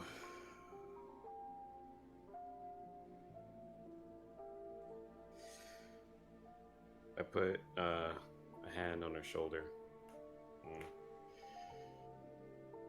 Well, be that as it may, things that you've done, they're in as much as we can consider of the past. I never want you to forget what you've done and why you ended up in that coffin, because I never want you to repeat it. But seeing as you have nowhere else to go, and I do not need you running about the city causing mayhem, the likes of which I do not need on my plate. You're welcome to stay here. She looks up and meets your eyes and just timidly says, "Thank you."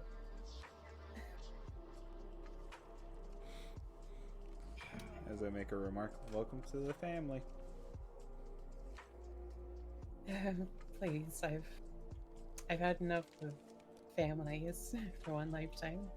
I'd really just like a friend. I shrug. Alright, but you gotta call Dent as I stop No, myself. you don't. You don't. I stop myself. Daddy! I pull out the steak and I know what to do. Oh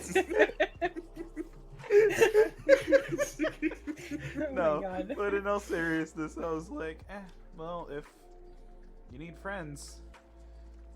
I step forward beside Den, putting my hand on his shoulder. You got us. Yeah. Oh, I promise I can be useful. You've seen that already. I can get to places that most people can't. About that,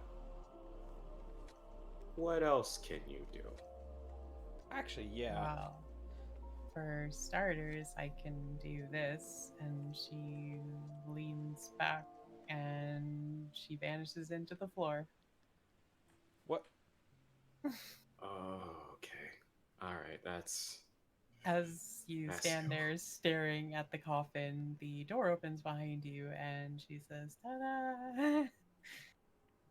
So you can phase through walls and you can go through portals?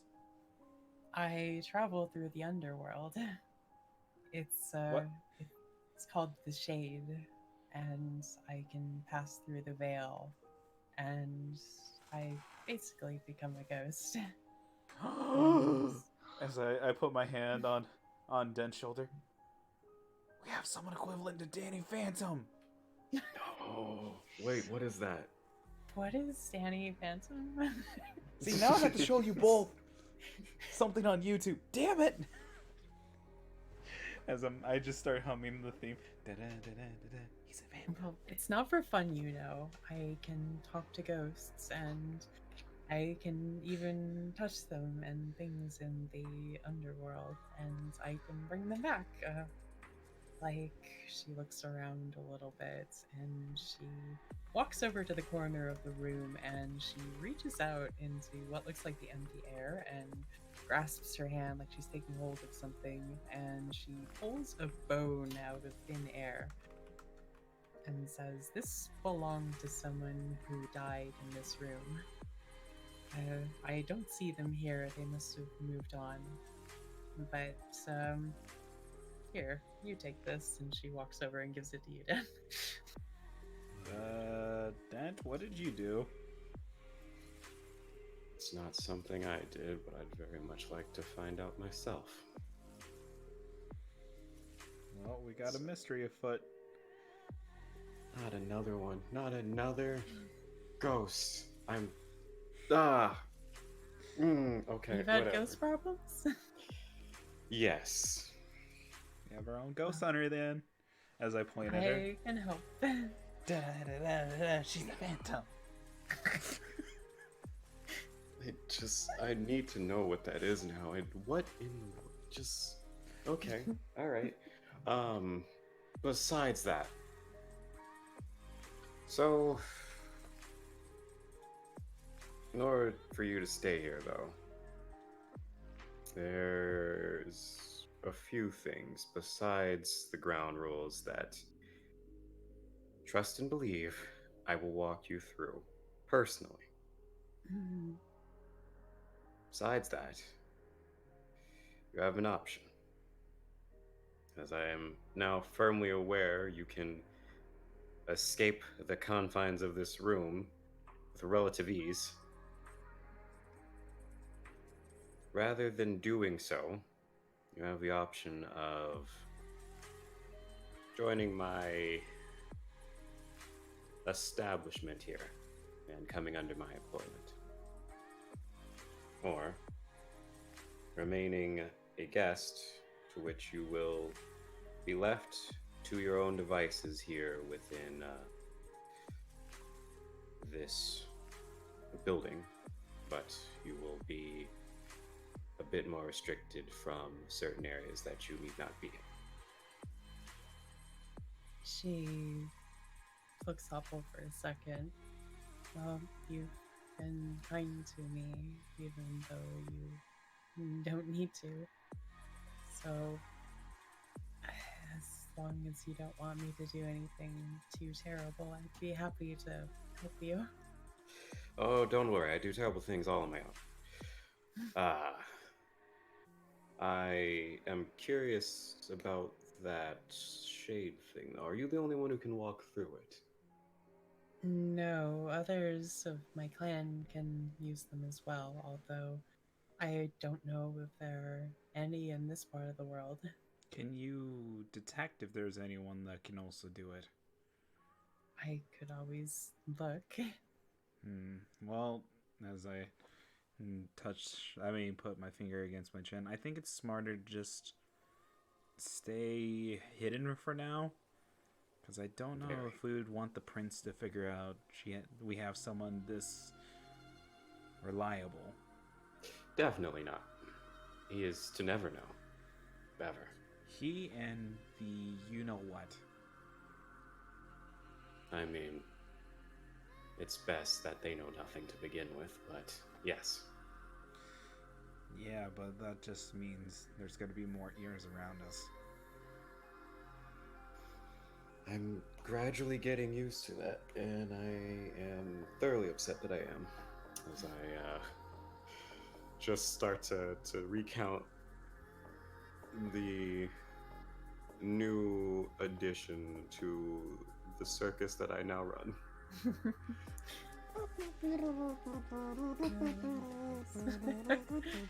Gosh darn it. Oh. But outside of that,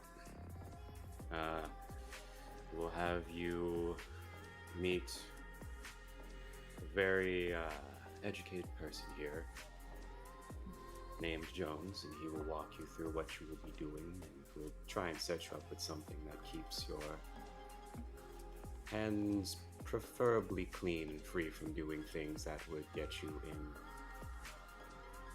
well, things that I don't need you to be in. That is no biting, people. No biting. No biting Believe anyone me, here. I don't if I can help it. You felt what it was like, and she looks to you, Dent. I don't like putting anyone through that. Good, because as long as you're here, we'll try to keep a steady flow of blood packs coming in. Thank you. No problem. As I kind of make a remark, well, remember, gotta make your money's worth, I guess, as I nudge Dent, suggesting there's probably an opportunity with this. An opportunity that I'm already thinking about. It doesn't take the nudge. It doesn't take it much of anything, as I just have like this little image in my head right now of just the various banks around the city just suddenly losing wealth at an alarming rate, and it's so strange. But Harissa, of course, is very innocent of this, and she's just cocking her head at you while you're thinking these thoughts. This time I cannot stop the Cheshire grin. It's just right there. She smiles back a little wearily. I give the heaviest sigh as I'm just like, well, I guess this is the bit. Like, this is how we're at least working things. But I finally take out the note to at least look at what Hibari had down, like written down. It's a little bit smudged because it's been folded up in your pocket for some time now, but the blood has dried, and the message can still be read even if it's a little blurry. It says, I'm being held by the Second Inquisition for listening to everything that happens around me. I need help. As I look at Dent. Dent. Yeah. We have more trouble. I don't want it. I don't want it, but I know you'll tell me anyway. What is it? As I handed him the napkin. It's Hibari. Ah, Looks like we're getting close to our climactic battle with the Second Inquisition. that's just what I need. Actually, as I look over to Harissa. I look her way as well. Thinking what I'm thinking? Very much so. Do you want to at least have everything set up before we start a war? Not a war. No. Wars lead to very messy things happening that can't be controlled by either side. No. What we're gonna do is get rid of the problem in a very downplayed manner. No wars. No. Just the end of one. Before it begins. And I smile very half-heartedly. And you, my new friend, you may have to play a part in that. She looks a little bit worried, but says, I'm happy to help. Don't worry, I won't ask anything of you that would put you too much in harm's way. That too much worries me. I can't promise harm won't come out of the woodworks because, well, when you're around me, it just kind of is there. It's your next door neighbor. It always says hi and asks for a cup of sugar. I shrug. We kind of just draw in trouble anyways to begin with. Harissa looks very hard at you, Jen, and she reaches out and puts a hand on your shoulder and she says, don't worry, you're gonna die a long time from now. Ugh, but what a way to go. What? What? As I'm like, wait, what? She takes her hand back and says, don't worry about it. Positive reinforcement as I shrug. Screw it, I knew it was gonna happen eventually. It doesn't matter. But the important part, what I do while I still am me. And that, as I look out towards the outside of the door, it's a great deal before I pass. And that is a very good place to stop for tonight. So, Real quick, I wanted to run this by you because I Mhm. forgotten. yes. When I was telling Leo to get in the car, I wanted to give him a bloodstone. Alright, very good to have. Good to keep track of all your friends. Yeah. Mission complete. I'm gonna blow you up, Zero. I'm sorry. What? Oh. And be sure that you all give yourselves a point of experience. And before our next session, just make sure you run it by me. Can I just get help with mine if it's okay? Neat. I would help. Yes. Did it, Dent. Hooray! I've actually got into a fight this in this session. I'm actually kind of happy with it. Yeah. I got to trip somebody. Oh, fantastic! Yeah, I'm starting a revolution in my chantry. We're starting Awesome. something that's not even a war. It's something to just end one. Yes. Because we got It'll something. still be a war. Regardless, this will be war. It's a silent. It's a cold Especially war. if in the end I get to kill Diamond with my own hand. It It's a wouldn't be civil war. vampire. No, I'm if gonna it make wasn't a sure war. he cucks I you will- when you try. I will He's kill gonna him cuck with you. my own hand. I'm gonna make I sure will he kill cucks you him. now. I will kill him with my own hand. Watch him fuck you You put a over. bomb in my chest, you gonna pay for that. Hey, he didn't do it. Someone else did. It's Someone just else? business. Business, my ass. Just- Yeah, apparently that's what's gonna happen with yo ass. Be blown up. Man.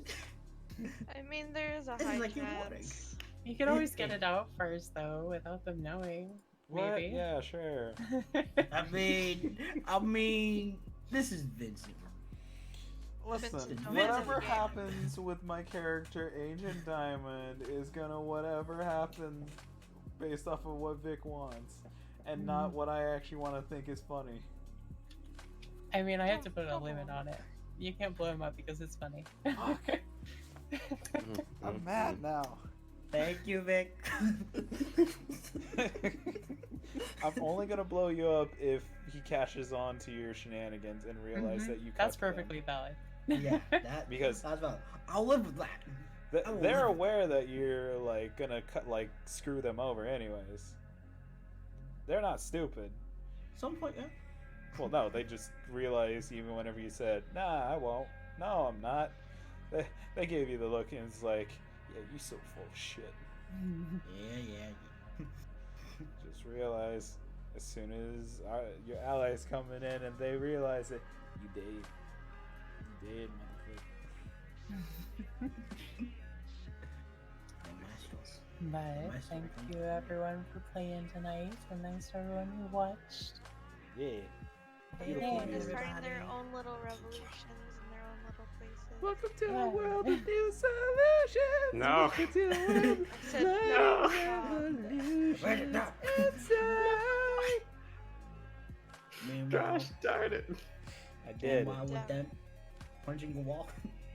Stop right. No, what do you mean? I hate don't see it, it but then. I'm probably still gonna listen to it and doodle. I'm just starting a daycare. I don't know what you mean. There's no wars going on. Papa dead. I wanted to come in here legit and just say, "Hello, Papa." No, no, no, no. But You know, I was I gonna want say, it. you know, it's not bad. Luna has 2 goals, but then I found out you have like a whole bunch of people. No. Papa Dent. There's like humans. Hello, There's Papa. like there's a few ghouls. There's like a few animal ghouls. There's just vampire, and then there's just Dent sitting in the seat while I'm just teasing him whenever he was trying to give me lip, and then I turned it and threw it right back in his face. Hey Dent, how many people you taking care of? Me, myself, and I. I couldn't sympathize with you at that point. I'm sorry. Hit you with that realization once you brought up Greg. It's the silliest part is that, you know, there's all of them, and then an actual child.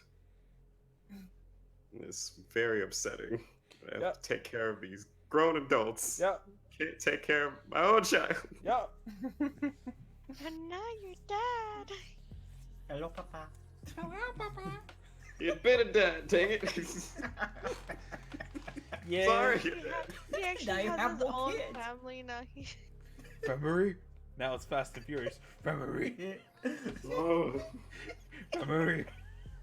stop.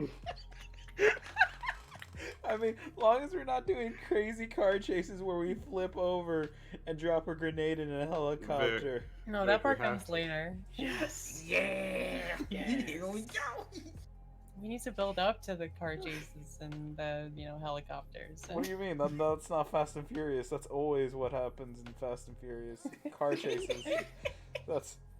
Tell me I'm wrong. Like, it'll happen eventually. There just haven't been any opportunities yet. Gonna be a pretty good time. It's gonna be May. No. Hey. Oh I my can get goodness. It's gonna be Papa Dan. It's not. It's not Hello, though. Papa Dan. It will never happen. It's not. It's no. It's not. We're It's gonna not have a gonna stay. moment where your daughter's gonna like realize she got replaced by a bunch of grown ass adults, and she's like, "Dad, Damn. the fuck." She's I'm gonna get that like Well, Nani the fuck face going on, and it's like, "What, Dad? Why don't you visit me no more? I got abandoned for like a grown woman that chugging down blood at a blood bank, looking like she needs a fucking bib." Making all Obviously, the my messes. favorite child was Greg. What do you mean? You should really pay him more visits though. He's getting lonely in that bathroom. Dad, and I also, I got think it. you're starving him. I think you're No, starving. he's being fed regularly, just enough to get him to pay me. What?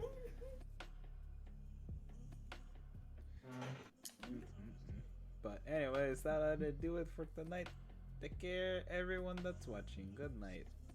Good night. Night. Night night.